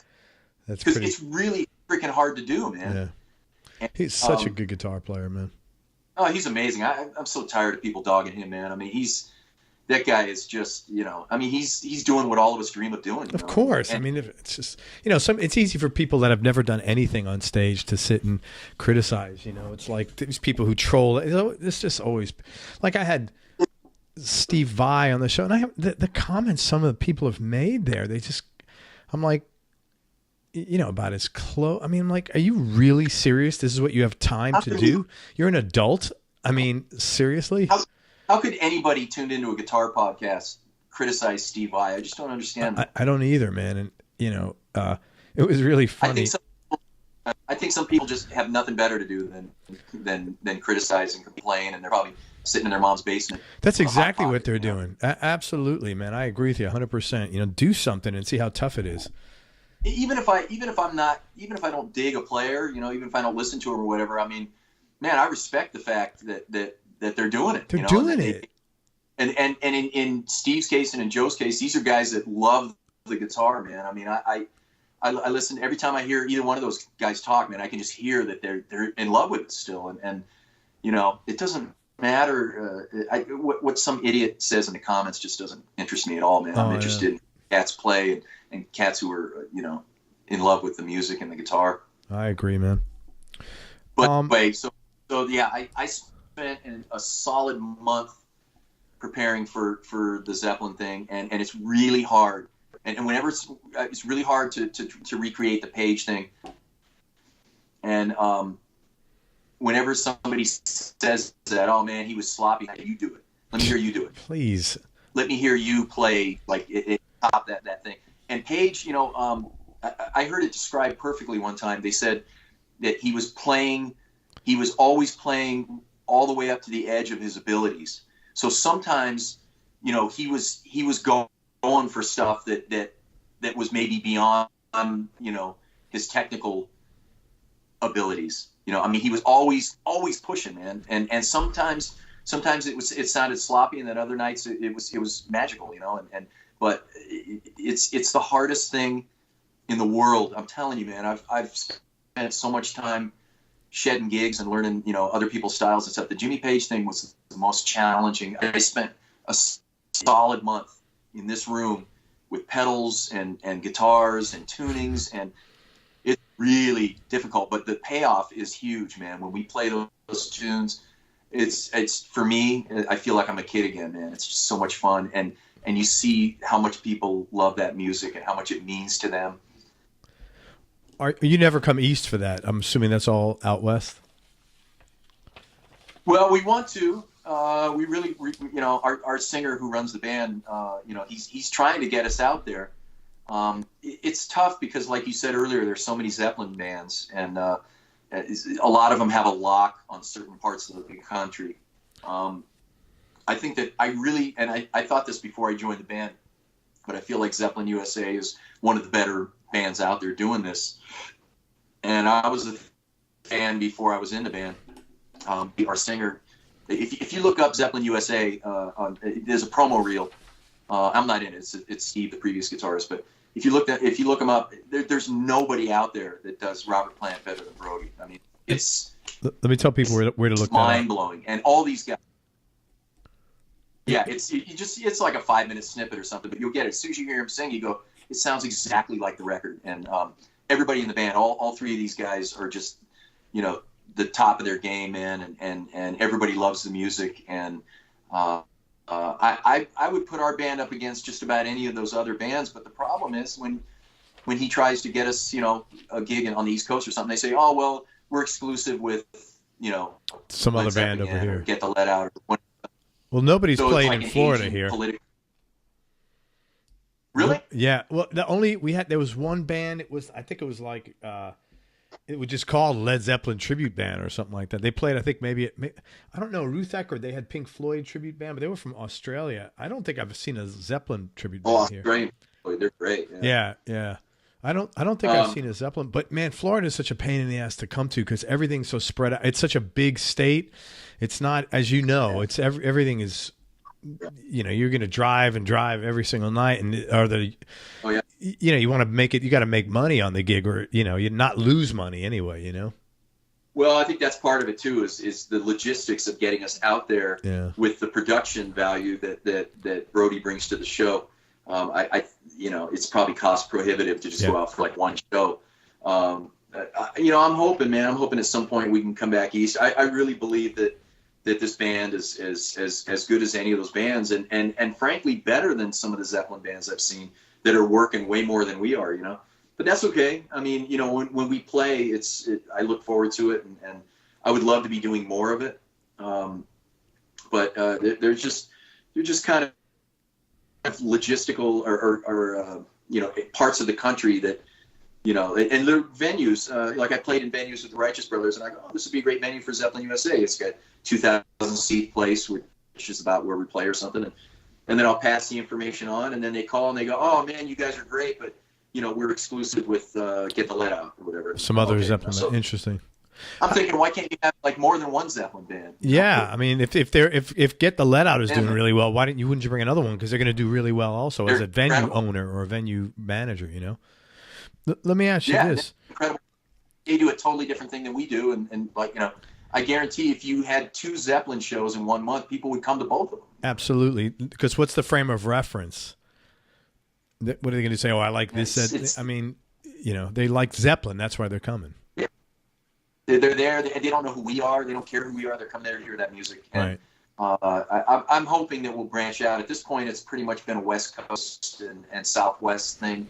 Vegas, Arizona, Southern California. We're doing a thing. Actually, we're doing a thing next weekend, at the first of May 31st. We're doing a thing in Brea.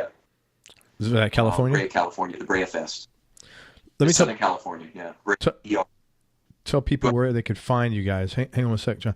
It's Zeppelin USA, and the website is Z as in Zeppelin, USARocks.com. So Z-USA Rocks. So ZeusaRocks.com. So check them out there. Yeah, ZeusaRocks.com. And the next show, I don't know when this will be on the air, but the next show is May 31st in Brea, California at the Brea Fest. Awesome. Without giving me numbers, how does that work when you're playing? Do you have to give them, whoever owns publishing, do you have to pay them how does that work? That's I don't know. I don't have an answer to that. It doesn't really affect me. I think what it is I think the venue might have to pay a certain amount of money, because a lot of these places we play have nothing but tribute bands. So I think they probably pay some sort of BMI fee or something like that. Okay, that makes sense. I don't think that we personally have to pay anything. But I think that the venues that we play do, and I think that's probably the case for any place that has cover bands. Yeah, it's because it makes sense. Let's find out what the answer is to that. Well, it makes sense because it's like a club playing music, having a station. They got to pay BMI for the right to have. So that that makes a ton of sense. I think that's how it works with cover bands and tribute. I think that the venue just pays a certain amount every month, and then they can have as much in there as they want. I'm assuming. I don't know. So let's talk about where you grew up in Los Gatos. You said. Yes. What was it? Is that a big town, small town, city, small town? It's It's a small town. I don't know, maybe 60,000 people or something like that. That is small. Upper middle Wow. class. Yeah, it is, and it really hasn't changed much since. I mean, I still go up there and visit a lot.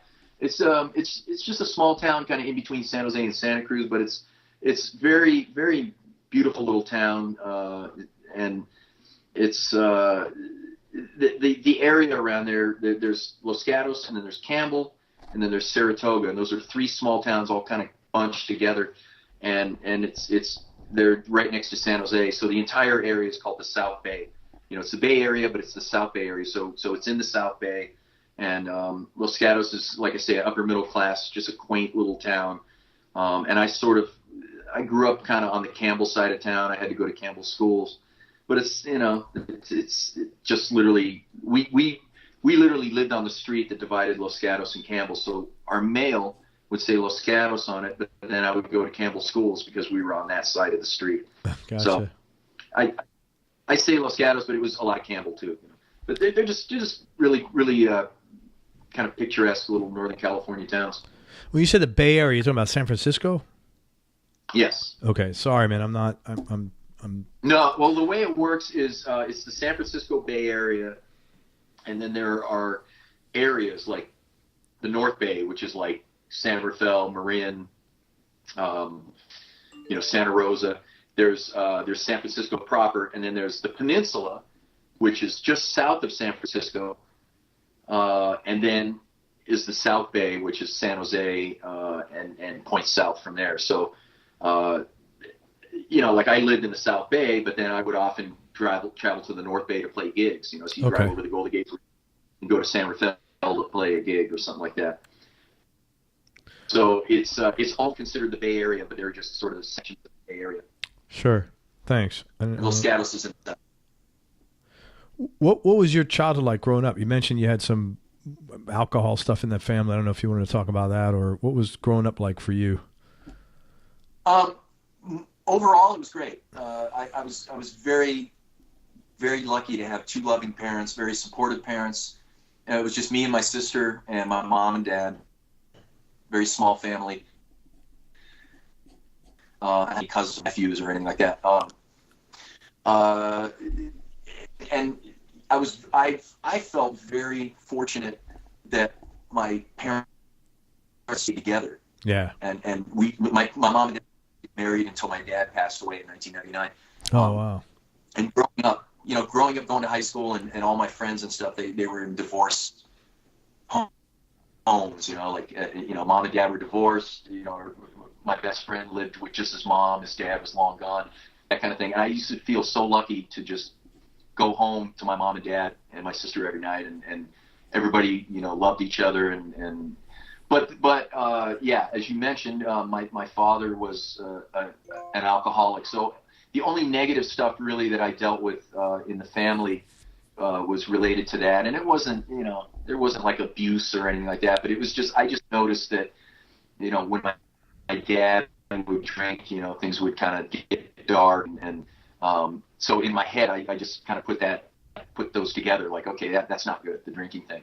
My dad was the funniest guy, the nicest guy in the world. He was a very heavy drinker for most of his life. And then he ended up eventually kicking it. And unfortunately, done.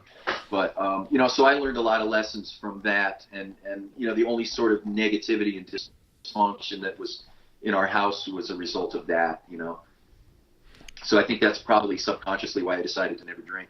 You're lucky, man, because that's so genetic, between genetics and behavior.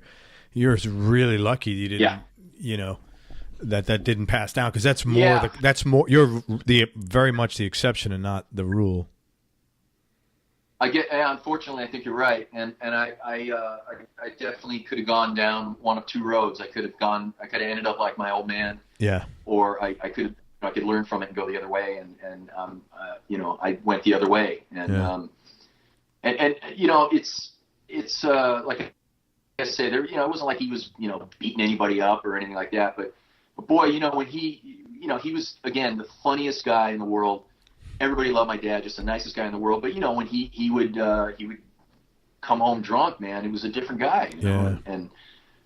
So that really had a subconscious effect on me, and that's why I've never been drunk, you know. I did, and also I sort of inherited his addictive gene, you know. But you're smart enough. So if I like something, well, when I like something, I usually really like it, and I end up overdoing it. You know, like the guitar. You know, I was able to kind of channel it into this, but you know, it could be anything. I mean, if I get hooked on a video game, I mean, I'll just sit there. I mean, that's why I don't do it, because when I was a kid, and way too much time. You know, if I got hooked on a game, I was just not gonna like get up until I mastered it or whatever. And I just, if I ever took a drink and decided I liked it, I'd probably end up like my dad, and I never wanted to do that, because I know I have that gene. Wow, I give you a lot of credit, because I've met people. Obviously, over the course of you meet a lot of people, and it's always one of those two ways. It's either because you know that you've got that addictive personality, so you're either like, I'm not doing anything, or you have the one or two things you do that aren't that are maybe they're addictive, but they're nothing at somebody else's expense, like playing guitar or playing a video game maybe, or whatever, or the other way where you're just a mess. So I really give you a lot of credit. I think that takes a lot of discipline. Yeah, a lot of people say that to me. They oh man, it must be, your willpower is so strong to not drink. But I always just say, I just never started. It really isn't that hard for me. I just never started. So it's not like I drank and I loved it and then I had to stop. That would be hard. That would be hard. No, I get it. It's real easy to me. You don't start it. Well, the pain of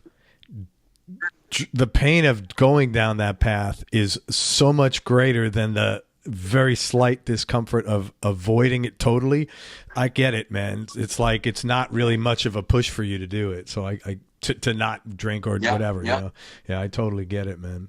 And like I said earlier, like when I was in high school, and I used to go down to they had a blues jam at this club in Salgado on Monday nights, and I would go and wait to sit in. I was like 17, and I'd have to wait outside until it was time to come up and play, and then I would go up with my buddies with the Fusion Trio, and we would play like Freeway Jam or something. Wow, what a great song! And then we'd eat, and it was just I was just around. Even then, it was just everybody was hammered, and they'd get in my face with that breath, and I just remember early on I'd just be going, oh God, it's just nothing. I mean, I'd leave home where my dad would be drinking, and then I'd go down to a bar, and it just seemed like I was surrounded by it, and it just made me want to get far away from it, Man, I'm really happy. No, but listen, that's the kind of stuff. It forms a lot of what you do in your life and your perception of things when you're growing up like that. Believe me, I've got enough of my own shit, so I totally get it, man.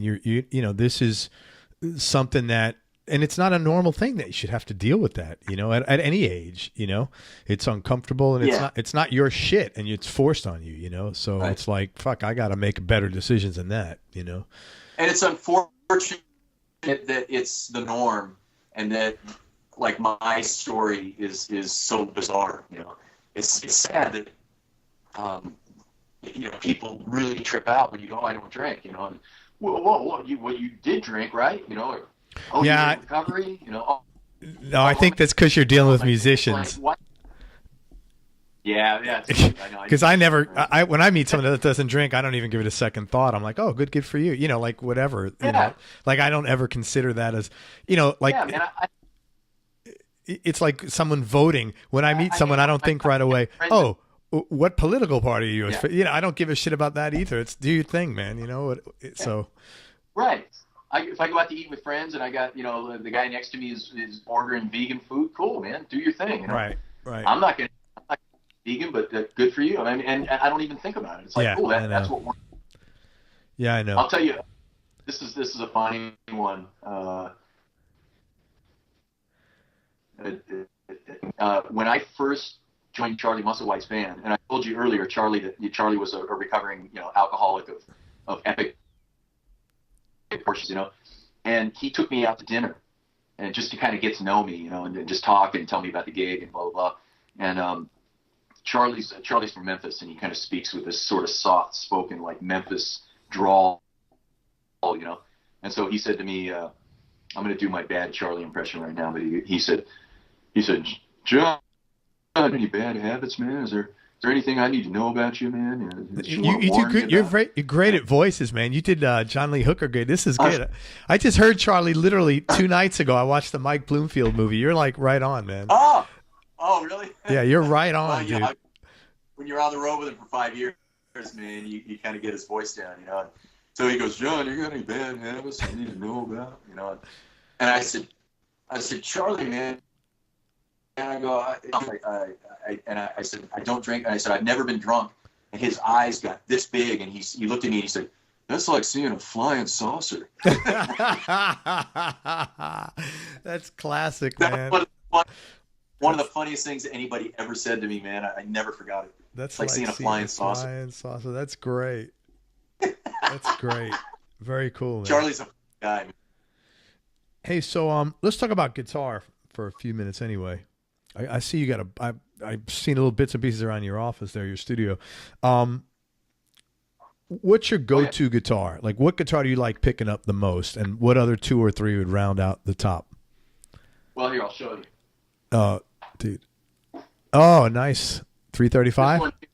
My 335, it's an 85. I bought it brand new in about, I think 86, 87. I bought it brand new. This is, I have, a couple of dozen guitars. This far and away is my favorite axe. This is the one that, this was my first really good guitar. I had, let me see, I'll show you. What's that? Looks like a jazz box up top, but from here it looks like it's 3 pickups. It's like a semi-hollow or a hollow body. Oh, yeah, what is that? Yeah, this is. I'll show you. It's an Epiphone.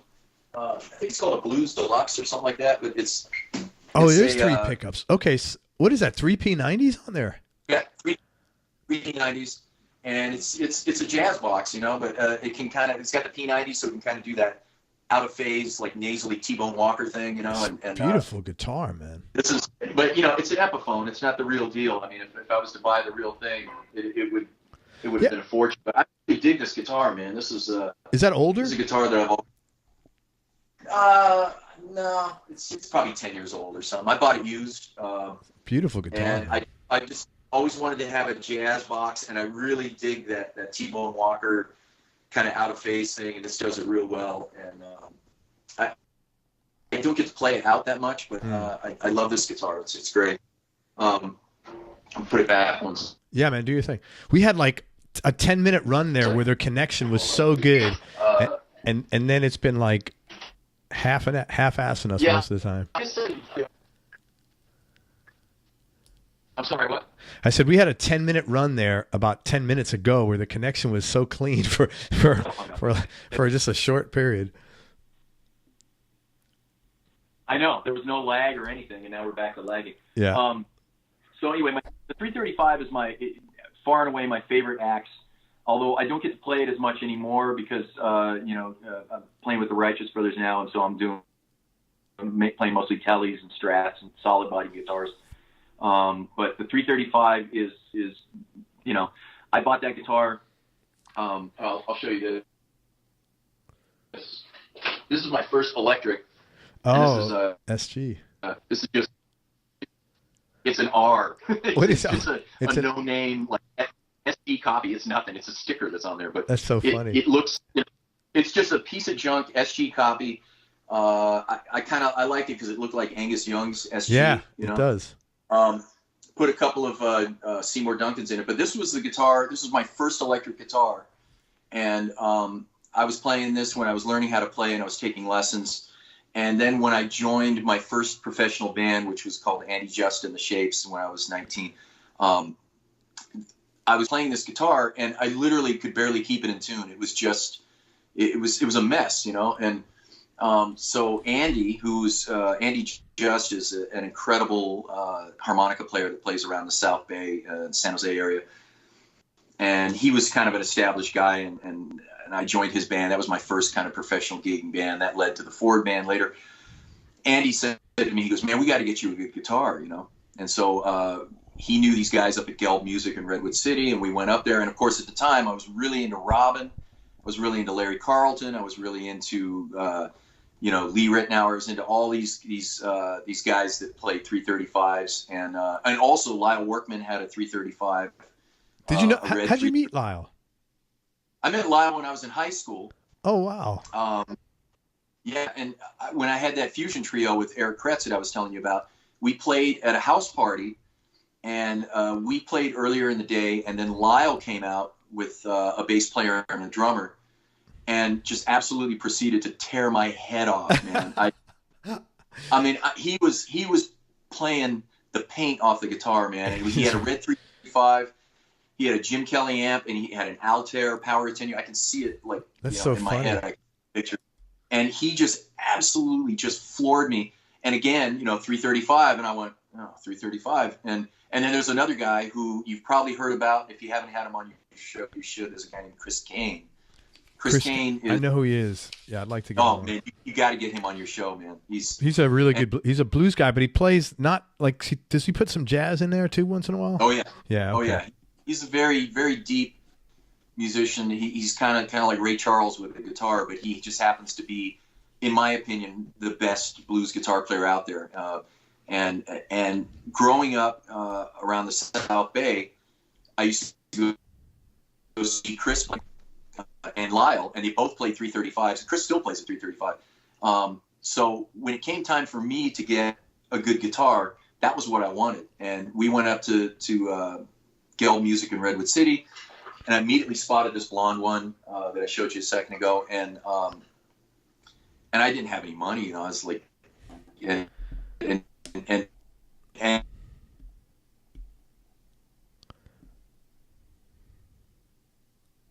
at the time, this was a solid body, locking tremolo, Van Halen kind of guitars around that time. Nobody wanted 335s, and so this guitar, it's a 59 reissue. I'm going to grab it again. So it's a fat neck then? It's not fat enough. I wish the neck was a little bigger because I have giant hands, but it's a great neck. I could stand it a little bigger, but and so this thing, it's a 59 reissue. I don't know if I mentioned that. Yeah. Is that ebony or rosewood? Huh? Is that ebony neck or rosewood? It's rosewood. It's just kind of worn down. You can see that I've sort of worn this guitar out. Oh, wow. The whole back is totally relict, man, from bumping up against you. It's a beautiful blonde colored guitar, man. Looks like a 59 now. And I bought this guitar brand new, and I've just played it every day since I got it, and now it looks like a 59. It's a beautiful guitar, man. Thanks, man. I love this guitar, and it's a surprisingly versatile guitar, man. People always think it's just a jazz or a blues guitar, but man, I've done metal sessions with this. I've played country gigs with this guitar. Ooh, look at that. Preaching to the choir, bro. Yeah, brother. Let me see that. Is that a Bigsby on there? Yeah, it's a 2014. It looks old, but this is funny because everybody's always asking me about this guitar. It looks old, but it's not. What happened was, so I was in Nashville looking for. I'm sorry, this is not about me. I'll just tell you a quick story about this guitar. But no, I want to hear. I was in Nashville. I wanted to buy one, and man, I've only been playing guitar 3 years. I got this a year and a half ago. So at the time, I was not qualified to pick a guitar, But I was. I mean, it's the truth, I was not qualified. How do I know, So I had a guy up there named John Prestia, who is a buddy of mine. He's been Tim McGraw's guitar tech for 20 years. Oh. So we were hanging out, and I said, John, would you help me? And he goes, with this one on Craigslist. I said, I know, I saw it. It's got a Bigsby on it. And I'm thinking it's some idiot like myself. I'm imagining a guy like me in his garage drilling holes there. I'm like, man, I don't want any part of that. So we call a guy up, and it turns out he's not an idiot like me. He actually worked at Gibson. So he bought it at Gibson and brought it into the factory where he works, and they put the Bigsby on. I'll be damned. Yeah, and then they just put this old-fashioned custom-made sticker here over the original bridge holes. Custom made, yeah. They used to have those on like the Johnny Smiths and stuff. Yeah, all the vintage ones. It looks vintage, but it's not. It's like a 2000. I love this because I do not have big hands. I'm only 5'9", and This is a real slim neck. This is my main guitar I play. I love it. It's for the same reasons. It's really versatile. When you put it, it sounds like a Telly, even if you put it on the the front pickup, and it's really great, man. I love it. I've literally, like I said, I've done country gigs with this guitar, and nobody knows the difference. I played rock. I played every style of music you can imagine on this guitar, and it just always fits the bill no matter what, I really like it. Yeah, I love, and in fact, I'm sort of, I'm almost getting ready to maybe get another one. I'm thinking about maybe like a Tobacco Sunburst one or something. Or I love that Cherry Red, man. That's beautiful. Yeah, I got this. I'm like every other person that plays guitar, because I'm a Freddie King fan. He's like my biggest. Of course. And so I was like, oh, I want to get what Freddie's playing. 50. Use a thumb pick? Yeah, no, I'm not. No, I wish I could.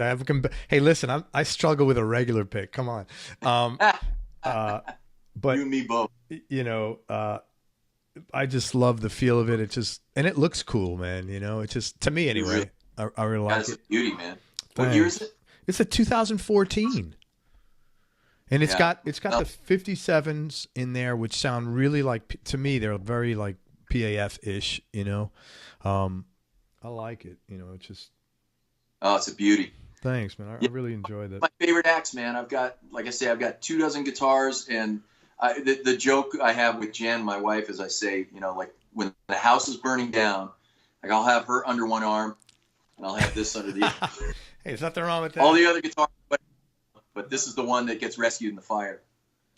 Are you attached to your guitar? You know how some guys are like super attached to their guitars. Are you someone that's really attached to your guitars?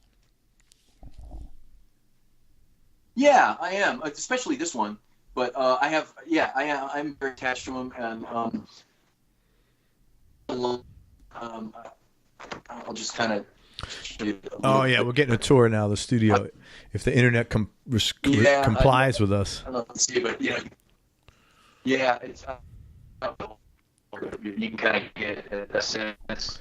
Oh, he's got all kinds of guitars. He's got all over the place.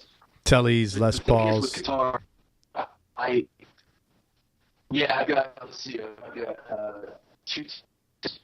One Fender and one that's a custom thing. That's actually, here, I'll show you that one. That's a really cool one.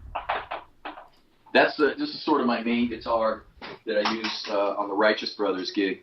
And this is made by my buddy Keith Holland, who's up in Northern California. He's a good buddy of Lyle's, and he's been working on my guitars since I was in high school. And this is my main Righteous Brothers guitar because most of that music was the Phil Spector kind of Steve Cropper guitar, and the Wrecking Crew and stuff like that. So it's a custom Telly, like. Even though. And this has a big neck on it. It's huge. I can see it. It's a baseball bat, man. And he just made this. He made this Telly, and this is a guy who really knows Tellys and has grown up working on them and playing them.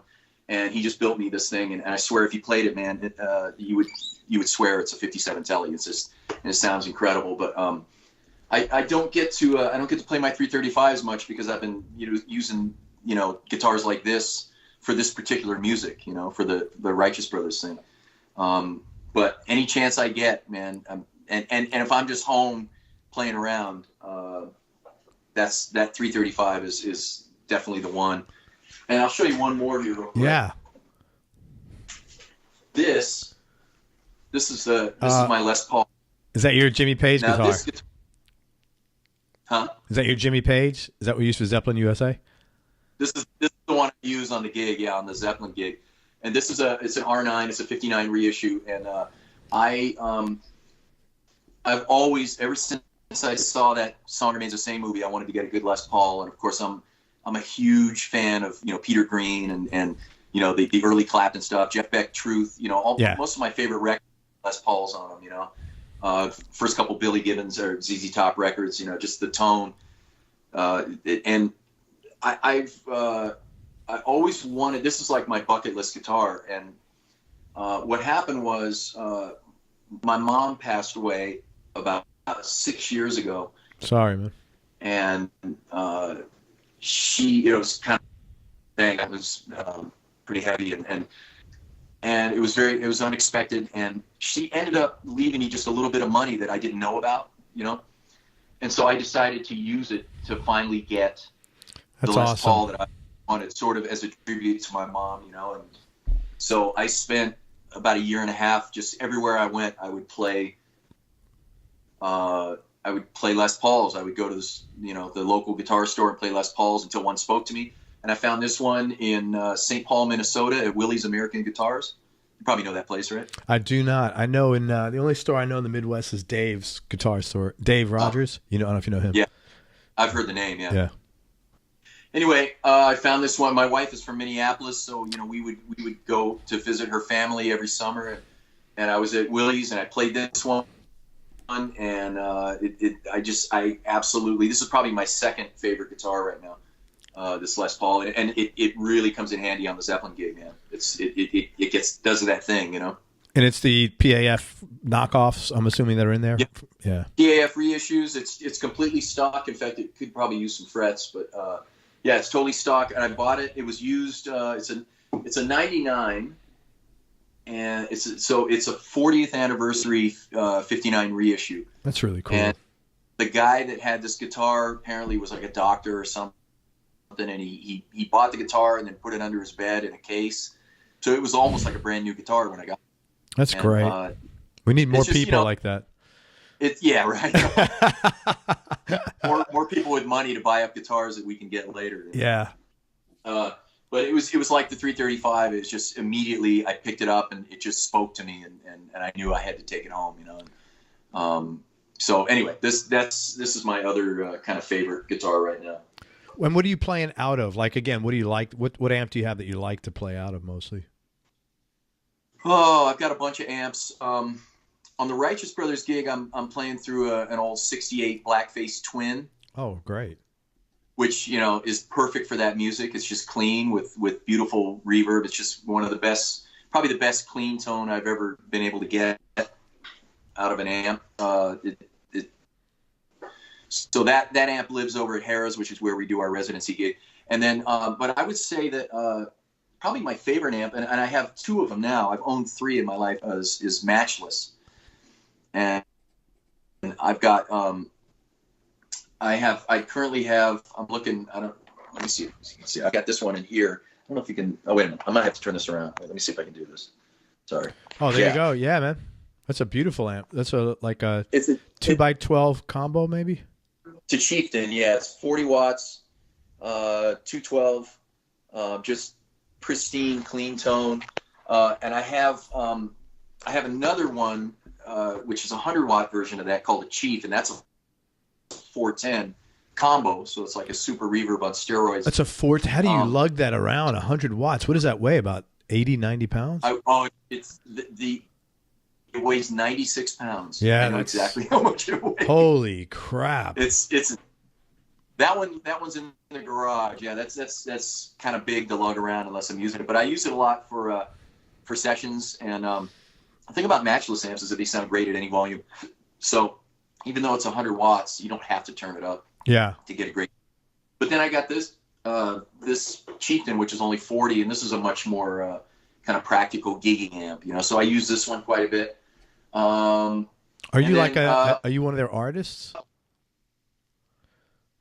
You know, I was at the time when I was playing with Charlie Musselwhite. I was a match deal, and I started out my first Matchless. Okay, so the story on this, I was playing. There was a great, incredible singer harmonica player and vocalist in Portland, Oregon, and Curtis Salgado, and I was in his band for a couple of years, and I was using a super reverb with him, and we used to play up in the Northwest a lot, and something went down, and I had to take it in and get some repairs done, and a buddy of mine up there loaned me his Matchless to use at a gig, and I just flipped out, man. It was clean and punchy and takes all the pedals great, and so then I ended up buying a Chieftain. It was a 410 Chieftain, and that was the best sounding amp I've ever owned.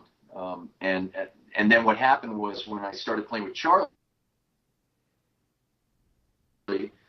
we would play on these festival stages where they could only give me, they would say, we only have one monitor mix, we can't give you any guitar on the monitor. And I was playing through a 40-watt amp, so I was getting buried and I didn't have any headroom. So my buddy at the time at Matchless, he called and said, "Hey man, we just came out with a 100-watt version of your amp." So I sold mine, and then I upgraded to this 100-watt Chief, and I've always regretted selling that amp because it was the best sounding amp. The Chief sounds incredible, and I talked to Phil Jameson, who still works at Matchless. He's the guy that he's been building since day one at Matchless, and I talked to him, and he told me that they only made a handful of 410 Chief combos, and I have one of them. So and it's a great sounding amp, but that original one got away, and then there's an amp. Real quick here, I'll show you this. Yeah. This is the amp that I use for Zeppelin. Hillbilly. Where is that out of? That's such a great name. This is out of Kingman, Arizona, and you can see this is called a Miniplex. Oh, so it's basically a replica of a Plexi. It's basically a jump channel Plexi, but it's only 25 watts. Oh, and wow. This guy at Hillbilly Amps, he's been working on Marshall and Fender amps forever, and he just took all the good stuff from a jump channel Plexi and put it into a 25-watt head and threw in a little bit of kind of Fender Bassman properties to it. And this thing just sounds unbelievable, and it's been the perfect amp for the Zeppelin gig. So this is sort of my go-to rock amp now. That's cool, man. Yeah, and nobody's ever heard of it's kind of a local guy, but he's on the web. He's Hillbilly Amps, but he makes incredible stuff, and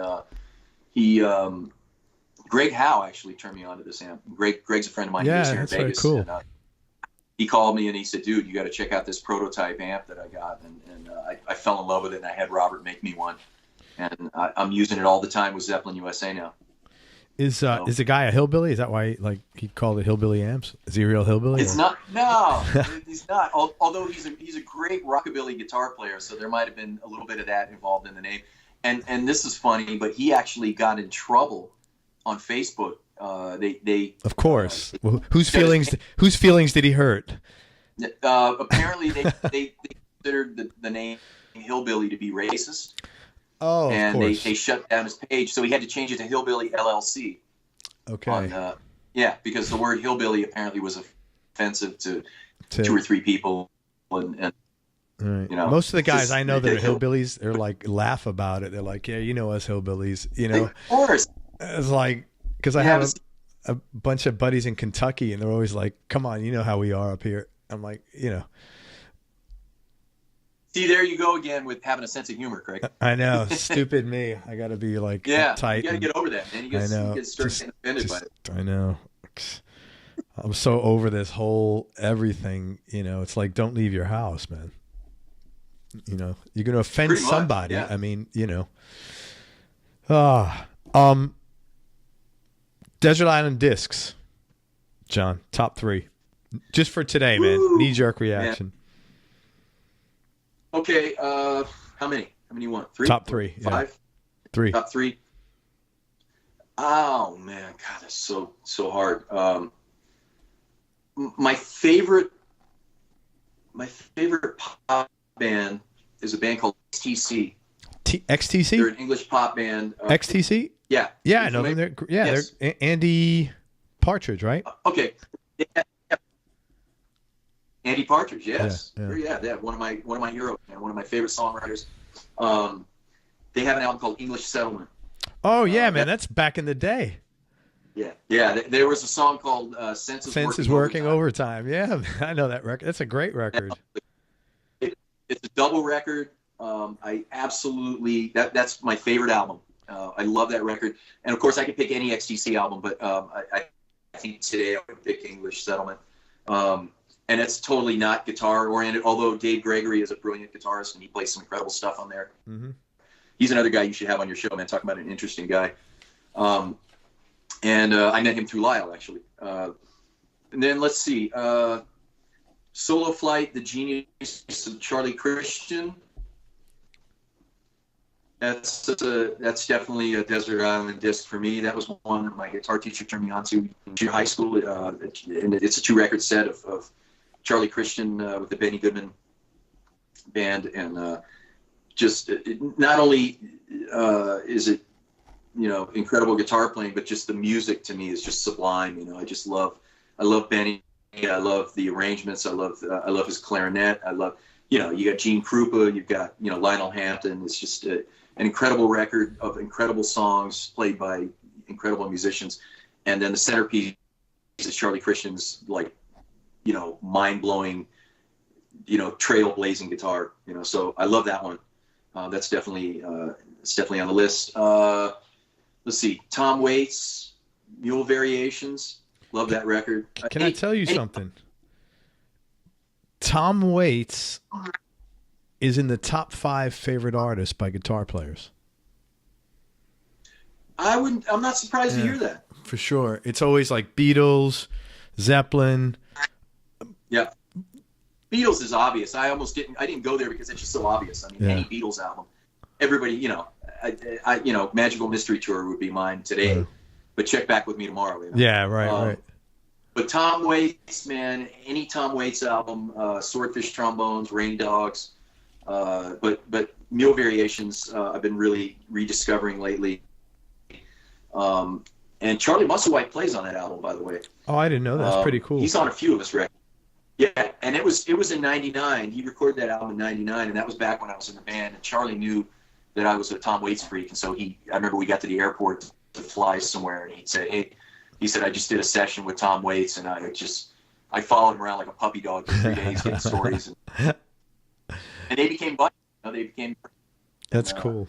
But Mule Variations is whenever I meet, like one of the guys in Zeppelin USA took me aside and said, "Hey man, I've never heard Tom Waits," and I think Mule Variations is a good starting point. And Mark Ribot, one of my favorite guitar players.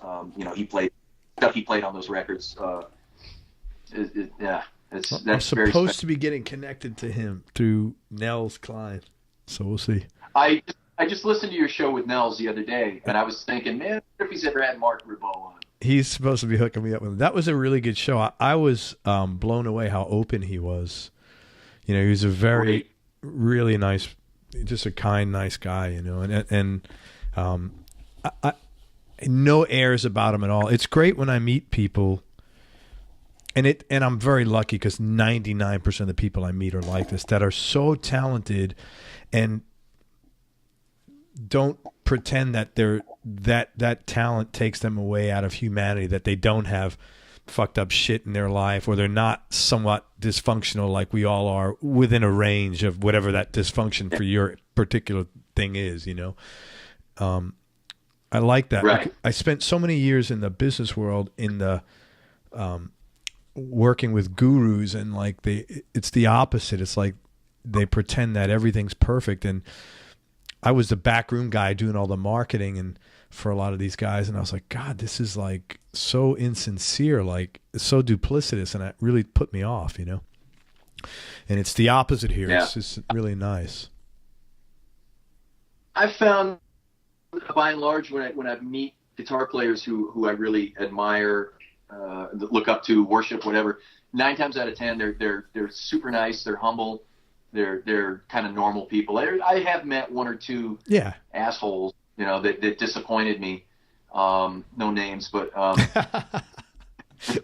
but like where I was just like thrilled to meet him, and then I walked away going, that guy wasn't very nice. Be careful. What's the old saying? Be careful meeting your heroes. 9 times out of 10, I know players that I interact with. Huh? Sorry, we're breaking up. I said, that saying is like, be careful about meeting your heroes, or something like that. Amen. Yeah. And I've been lucky. I've only experienced that a couple of times, but most of the players that I've met, like Robin, like back when I was playing with his brother's band, he would, he would sit in and play with us, and we'd be sitting backstage, and he'd be playing a guitar, and he'd go, "Hey John, here's my favorite chord," things like that. And I'm just like, blown away by saying. And Greg Howe, who's my friend here in town, another guy you should have on the show. Nicest guy in the world, man. We just get together and hang, and don't even really talk about guitar that much. He's just like a regular dude, right. Super nice guy, great sense of humor. And it's always nice to meet your heroes and have them turn out to be nice people. Yeah, it really is. It ain't that hard.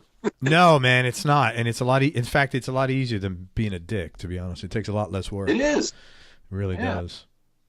Hey, most important things you've learned about yourself throughout your life and career experience. Ooh, man, that's tough. Yeah, this is a tough section. This is a section that Lyle and a couple of guys, they're like, this should be called "Everyone Loves Therapy." Do you know Doug Bossy? Yeah, these are the ones I've been read. Do you know Doug Bossy? I know who he is. I don't know him. He's always saying that too. I love therapy. These are the questions I was dreading. You're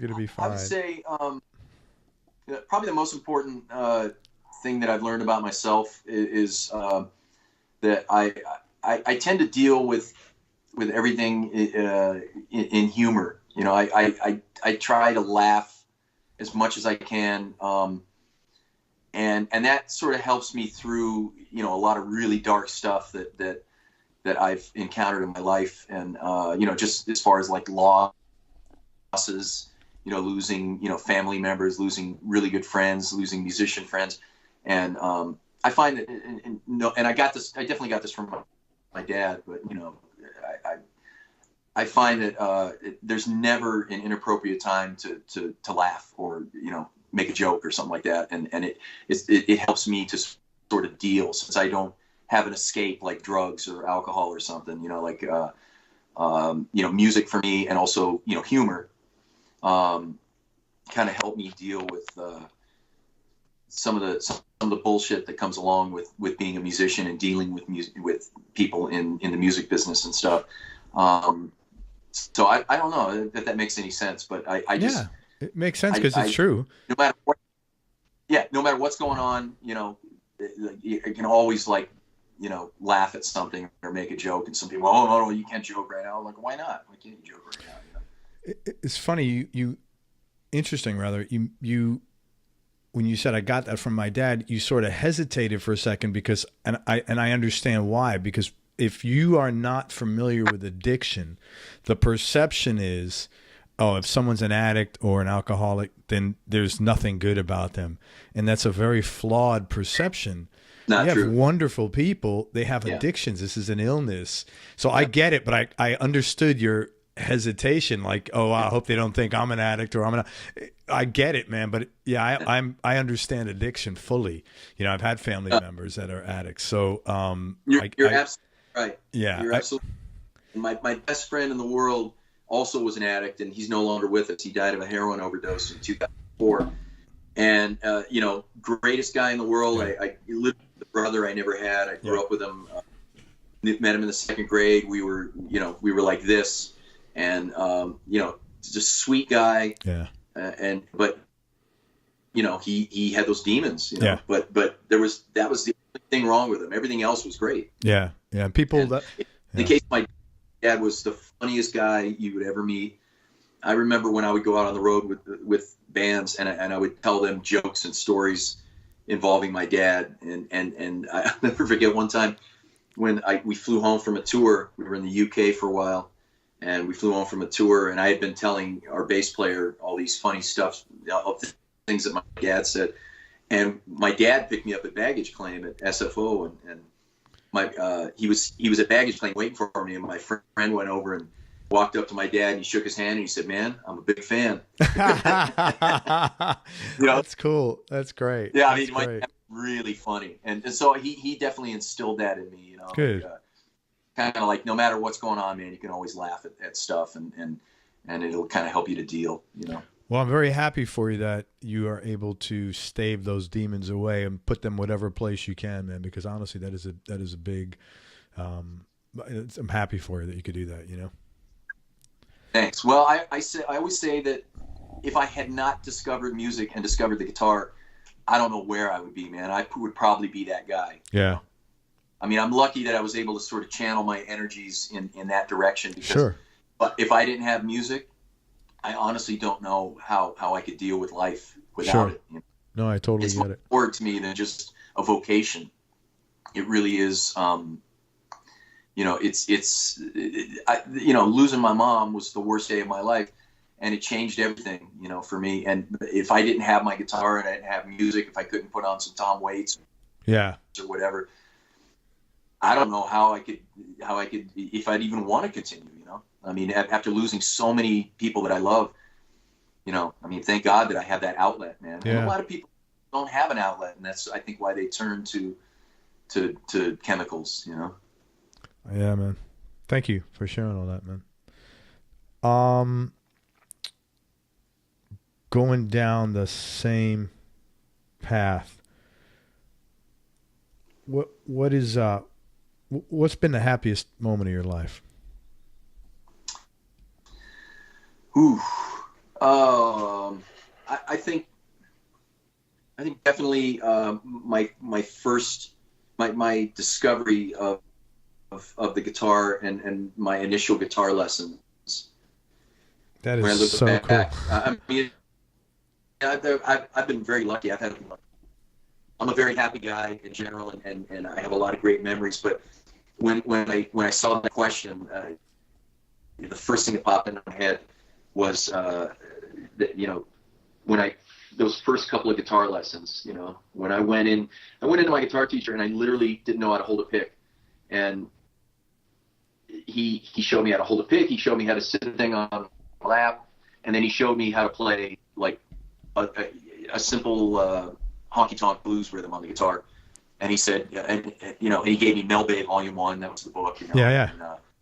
And he said, all right, you know, go home and work on this and then come back next week. And I went home and I just did that for a solid week. And I went back to the second lesson, and he says, all right, you know, play me that thing I gave you. And I played it, and he looked at me and he said, man, you nailed it. He said, that was perfect. And then this little like 40-watt bulb went on over my head, you know, and I thought, holy crap, I just found something I'm good at. Because like I said earlier, I really wasn't good at anything. And all of a sudden like the clouds parted, and I went, oh my gosh, I just found my thing. You know? Right. And I believe that everybody in life, you know, they have something that they're good at or meant to do or whatever. And a lot of people never just discover it, you know, or don't even look for it. And I just feel incredibly blessed to have found the thing that I'm good at, and then I feel like the happiest moment in my life. It was making that discovery, you know, that man, I can do this, and it feels good, and I can't wait to do it again, and you know, and then you know, my guitar teacher, I remember at the very first lesson, he said, "Who's your favorite guitar player?" I said, "Jimmy Page." And he said, "All right, man, cool." Yeah, I said, "Jimmy Page is great." And he said, "Jimmy Page learned from listening to this," and he handed me a copy of B.B. King Live at the Regal. And now, you know, I didn't know who B.B. King was. There was nothing on that album cover that would have attracted a record store. You know, it was kind of an older guy in a suit with a guitar that looked like that one you have there, you know, with a jazz-looking guitar. There was nothing on that cover that would have appealed to me. But when my guitar teacher told me that my favorite guitar player in the world loved that record, I took it home. I dove into it, and it just absolutely blew my mind. And all of a sudden, bam, I'm listening to the blues, and I'm like 11, you know. And so that whole period of time, when I look back, it's just nothing but good stuff, man. Getting on the bus every Wednesday and going down to downtown Salgado to have a guitar lesson, and just, you know, excited about the next discovery, you know. That's so cool, man. Thank you. That's really nice. That's a great memory, man. Do you have any hobbies outside of music? I know you work out. Yeah, I would say, I like to work out and run. It's probably it. I don't really do a whole lot else. Music takes up most of my time. Sure. I love to read. What kind of stuff do you read? Right now.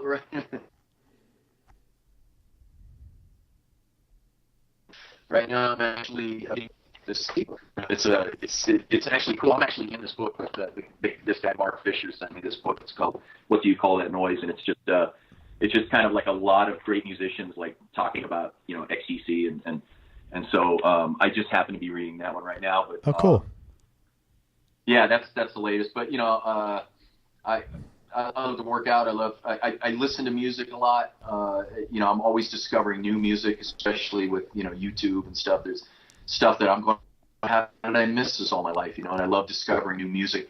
I would say almost everything that I do is music related. And then if I'm not doing that, I'm at the gym or hanging with my wife and just doing nothing. Nothing. I don't really watch TV. I don't watch TV either. I know.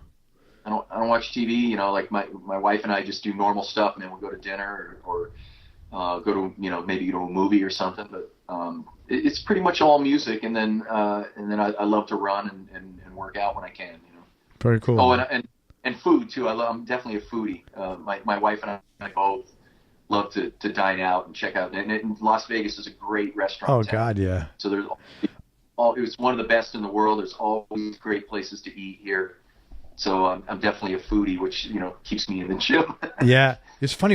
I think we were in Vegas 3 or 4 years ago. I couldn't believe it's like the restaurant capital, man. It's like so much. It is, and all the celebrity chefs are coming here and open places, and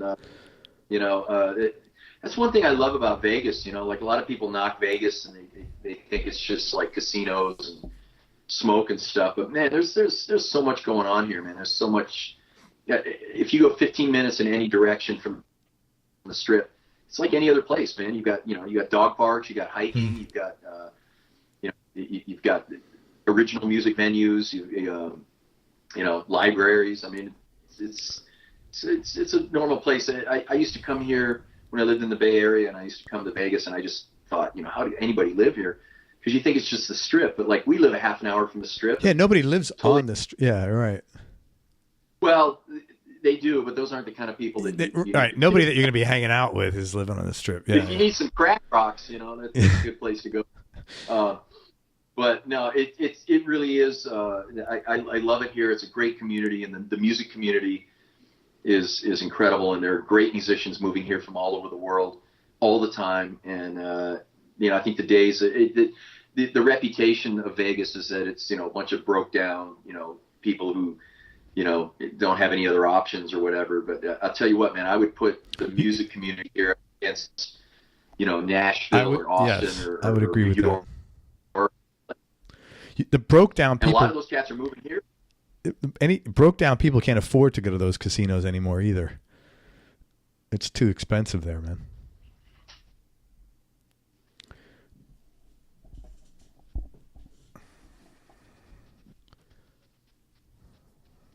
You're gonna have to repeat that because there was a glitch. I'm sorry. Yeah, no, it's all good. I said the broken up people, they can't afford. That's a wealthy, it's an affluent place. You can't afford to be there if you're like some, degenerate, broke gambler, man. That's not who Vegas is for, man. Compared to where I came from, even the affluent places here are affordable. Yeah, that's right. In California, it's funny. In 1994, my wife and I went to Vegas, and we went to this place called Bonnie. Do you know Blue Bonnie Springs? Oh, it's like you go Bonnie Springs, bar, right? You go horseback riding there. It's a whole old town sort of. So I remember that drive. We went out on a dirt road and drove forever. Well, we were there 3 years ago, and we said, hey, let's go back. And it's good that we did because they're shutting it down. Everything was developed. There was homes and of course, it's 20 years later. But wow, I couldn't believe it was all roads. There's no such thing as a dirt road on that whole trip anymore. It was really cool. Right. Yeah, I think I heard that they're shutting that down or something. Yeah, like they that. are. They're shutting it down. Or actually, I think it did just shut down recently. Yeah, because it was 3 years ago we went. And they said they were shutting it down. Yeah, but I've never been to Bonnie Springs Ranch, and unfortunately, they just closed like a month or two ago, and I never got to see it. But there's a lot of that kind of stuff around here. There really is. I mean, Red Rock. We live near a place called Mount Charleston, which is just it's a place when it's to be 115 here in the summer. You go up there, it's about 20 degrees cooler, and there are trees, and you can go hiking, or you can go to the lodge and eat or whatever. There are a lot of people are surprised by what Vegas has outside of the casinos and all the obvious stuff. Is there anything you wish you'd done differently?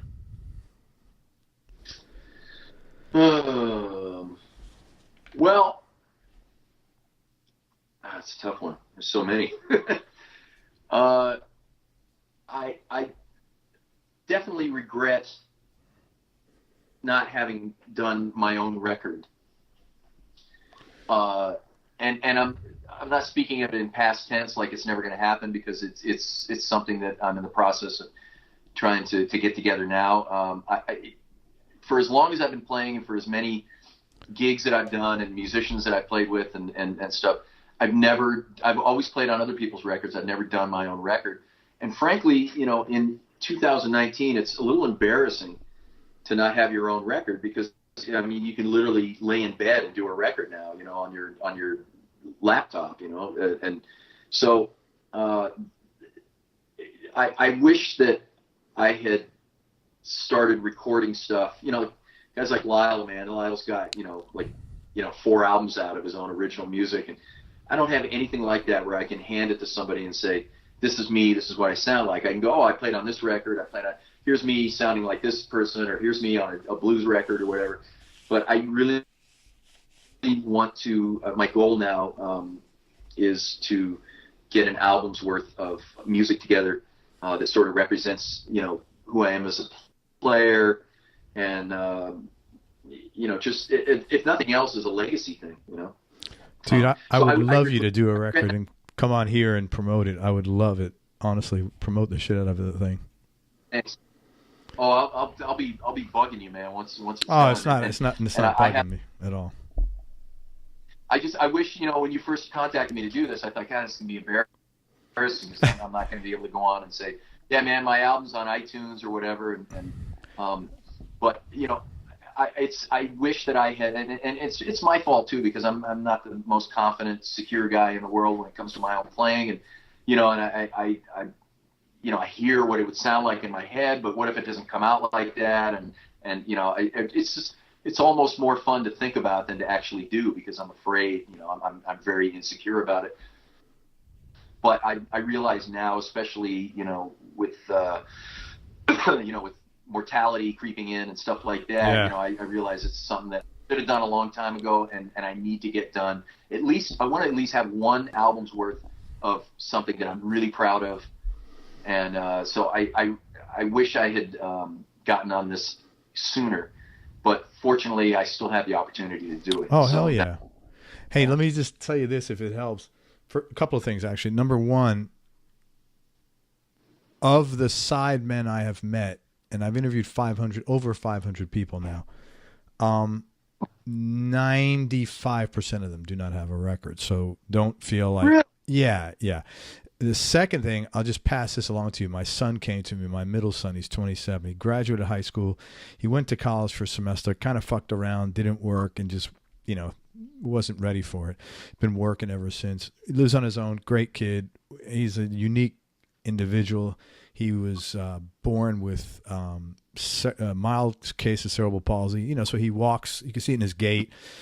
In spite of that, he ran track for 4 years, swam for 3.5 years, and wrestled for 4 years. So he's a pretty incredibly determined. Right. He's like my hero, to be honest with you. Anyway, a couple of years ago, he comes to me and he goes, Dad, I really like to go back to school now. I'm ready for it. He goes, but I'll be so old when I graduate. So old. It's funny. He's 25. And he goes, I'll be 31 maybe. I said, hey, Casey, here's the deal, man.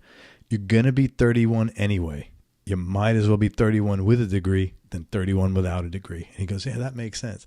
So if that in some simple way, you're going to be 53, 54 anyway, you might as well be 54 with a record than 54 without a record, right?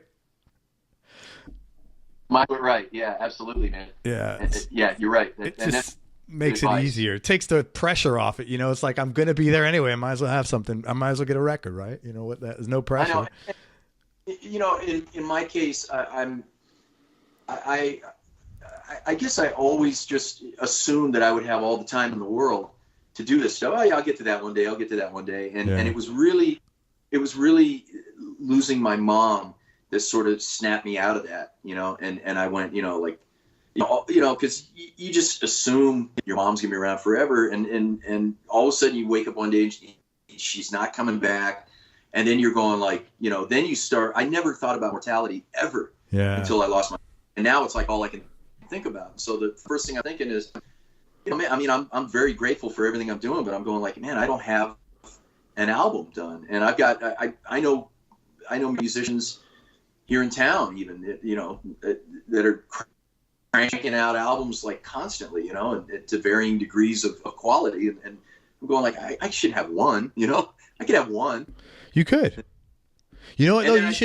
You shouldn't judge it. You should bring someone else, because if you're such a harsh judge, you should have somebody else listen to it for, you know what I'm saying? Like someone you're like a Lyle or someone like that who's not going to bullshit you, someone you're like good friends with that you've reason to say, hey, I might not.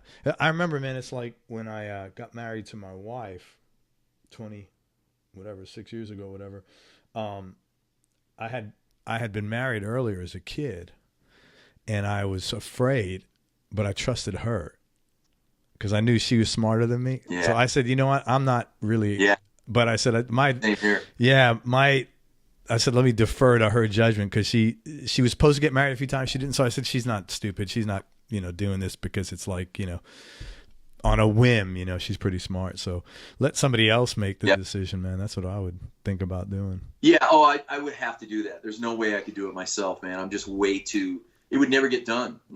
I really need somebody. What I need to do right now is put together a batch of tunes. Yeah.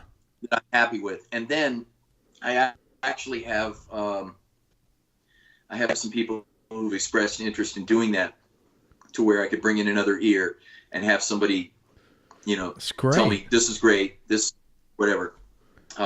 It's for me at this point, it's finishing songs is really like, I come up with a bunch of great ideas, but I never finish them. I've got I've got riffs, I've got, hours of just little snippets where I'll get someone, I go, oh, this is cool. I'll throw it down on a voice memo or whatever, even cassettes. I've got cassettes from back in the day. I got a ton of stuff, but it's just a matter of finishing a song. And that's why, I think that's why I admire so much, bands like XTC and Tom Waits, and people who write the Beatles, people who, Brian Wilson, people who write great songs, because that's alien to me, man. I mean, I understand guitar. I can wrap my brain around that, but the songwriting thing is an axe that I have yet to learn.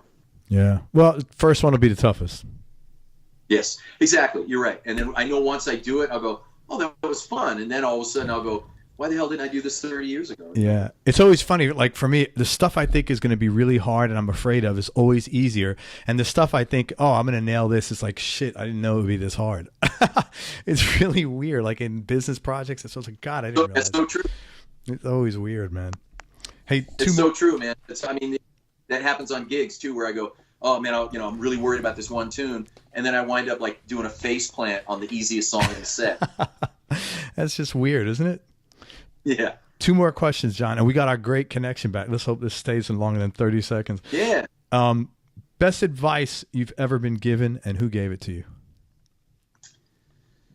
Ooh. Well, this is actually interesting, because it's very similar to something you said earlier. But my guitar teacher, who was, just a fountain of wisdom for me, he told me, I remember when I was talking to him back when I was taking guitar lessons, and I was talking to him about, he used to say to me, he used to go, man, you got to move down to LA, man. You need to be heard. He would tell me that. And I would go, oh man, I don't know, man. There's so many great players. All the great players are in LA. What the hell am I going to do down there? And, and I would always kind of, anything that would happen, like I remember when I was in high school and there was a kid in high school who asked me to give him guitar lessons, and I went to my lesson the following week and I said to Rick, my guitar teacher, his name's Rick Messina, by the way, he's still around. And just, shout out to Rick Messina. Brilliant guy. Rick Messina, my hero. Yeah, he was your biggest musical influence based on what you said. Obi-Wan Kenobi.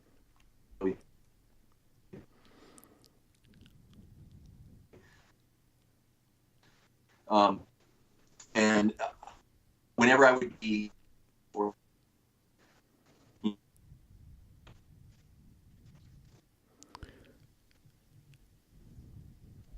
okay, wait, you there? Yeah, go ahead. Sorry. No, it's not. You don't have to apologize. It's a horrible connection. It's like it's like really good or really bad, like within seconds. Yeah. What did you just say? You were saying about something that Rick told you, because I had asked you what's the best advice you've ever been given. Yeah. So I remember, like for instance, when my buddy in high school asked me to give him guitar lessons, and I went into my lesson the next week, and I said, man, can you believe this kid wants me to give him guitar lessons? And he looks at me and he goes, well, why not?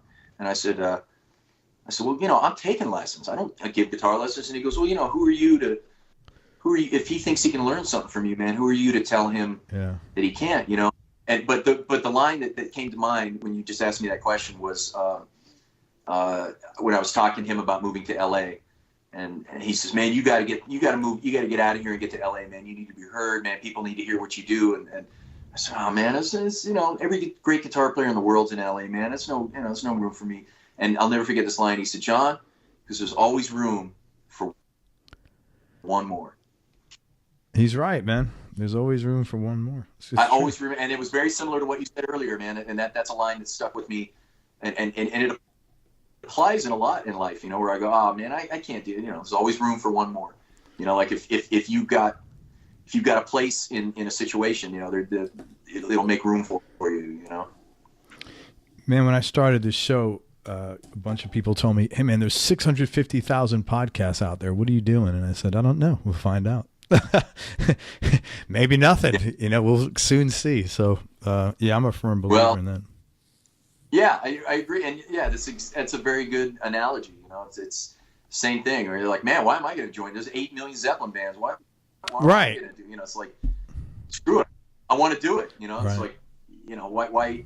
But that my guitar teacher was very good in kind of instilling. I wouldn't say confidence, because I'm not even confident to this day, but he made me realize that that there's a place for me if I feel like I belong in something, I could probably find a way to fit in. Oh, dude, I think you could fit in anywhere, and I can't wait to see you play in 2 weeks now that I've spoken to you. Actually, I mean seriously. And last question, the Righteous Brothers, yeah. Last question, John. Biggest change in your personality over the last 10 years, and how much of that change has been intentional, and how much has just been a part of aging? Ooh, another deep question. I would say that, again, getting back to losing my mom, I think that and that was 6 years ago, so that falls within the 10 years in the question. I would say that I now take nothing for granted. And like I was saying a minute ago, I used to feel like I had all the time in the world, and now I realize that I don't. And so I'm trying to make every day count a little more, and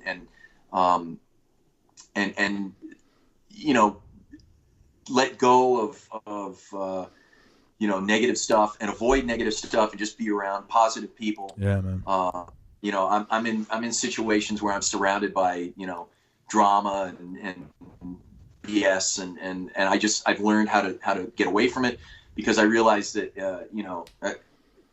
and again, this all began the day after my mom passed away, and I woke up and all of a sudden everything looked different to me, and so now I'm very conscious of mortality, and I mean, who knows how long I'm going to have. What if this is the last day? I can't just take for granted that I'm going to be around.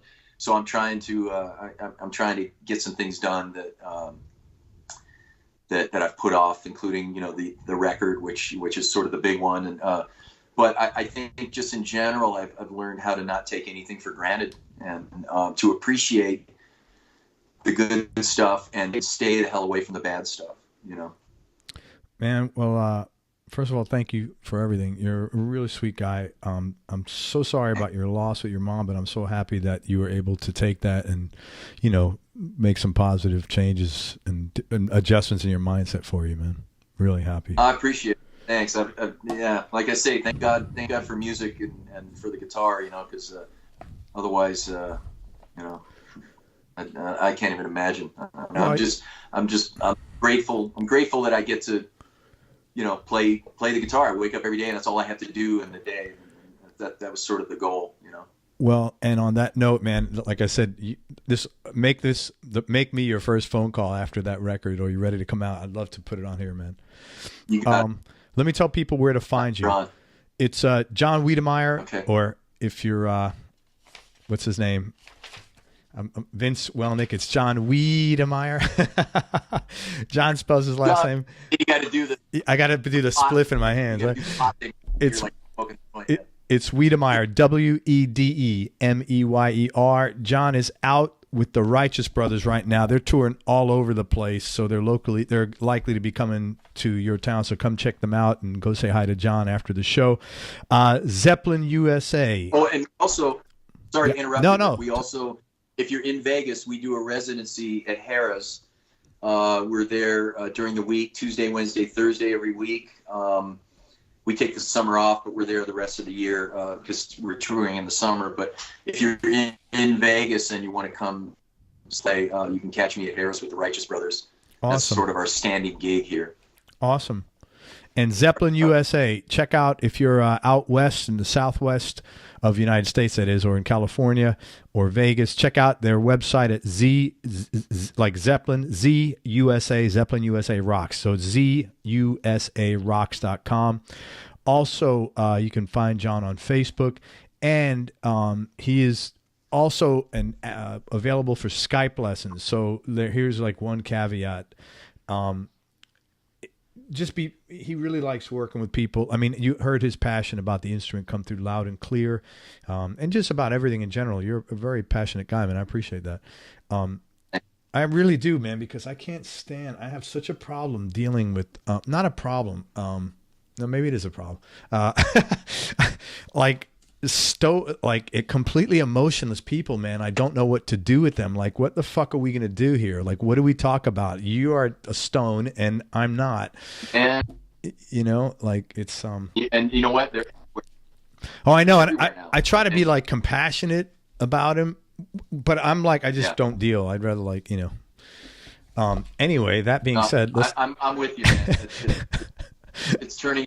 And we sound like our dads, right? Yeah, get off the grass. I go to the store and it's like this, the kid is brain dead behind the counter. Oh, I know, man. It's like a zombies everywhere, staring I know, at man. phones. Just smile. Life's a lot easier. But let me tell you how to. So if you're into your guitar, and you're just passionate about the instrument and you want to become better at it, there's no better guy to work with than John. And you can email him directly, and he's got a great email address. It's bflat13add9@gmail. I'll tell you. I'll say that again. So it's bflat13add9. So it's I don't know that you need to use capital letters or anything, but it's capital. It's BB13, like capital B, small b, like bflat13, the number 13, add9@gmail.com. Again, it's bflat13add9@gmail.com. Here he's going to play it for you. There you go. And so email him, tell him what you're looking to do on the instrument, and that's it. And John's new album or EP will be appearing here in the next year. Let's leave it as that. Yeah, man. I'm telling you, and I appreciate your encouragement. And, yeah, man. I want to hear that shit. Word on that. And I do too. I'm excited, and I want to get it done, and I know that once I do it, I'll get hooked on it and want to keep doing it. Yeah, so man, it's maybe it'll great. More to come, As far as the Skype lessons go, like I told you before we did this is the very first time I've ever been on Skype. So, and I've had people ask me about Skype lessons. So now that I'm up and running on Skype, it'd be great. It'd be fun, and I'm looking forward to. I love teaching, and I haven't been able to do it as much because I've been on the road, but this is something I could do on the road. So absolutely, cool. Man. All righty. Anything else that I left out or missed or forgot? No, I think that's about it. I mean, there's, I think we've covered everything. I can't thank you enough, man, for having me, and I want to thank Lyle for recommending me to you. And I really love your podcast. I was already listening before you and I met. Thank you. I love it, man. I love what you're doing. I love to see it, doing Thank you, this. man. I really appreciate it. Thanks so much for your support. You deserve it, man. It's, you have a unique take on it. You know, it's not just picks and strings. You know, I love hearing about the people too. Thanks, John. That's really kind of you. I appreciate it. I'm honored. Oh, man, come on. The pleasure's mine. Are you kidding me? Thanks for all your time. You've been real generous. Everybody, thank you so much for listening. If you enjoyed this, please share it on your social media channels. We appreciate your support. Thanks very much to John Wedemeyer for spending time with us. Please check John out with the Righteous Brothers and at Zeppelin USA with ZUSARocks.com, and hit him up for Skype lessons at bflat13 add9@gmail.com. See, if it was me, I'd be like C major or something. Make sure you go to Everyone Loves. That's my competency. Make sure you go to everyonelovesguitar.com. Sign up to get on our newsletter list so you and I can connect. And most important, remember that happiness is a choice. So choose wisely. Be nice. Go play your guitar. Right? Be nice. Go play your guitar and have fun. Till next time. Peace and love, everybody. I'm out, dude.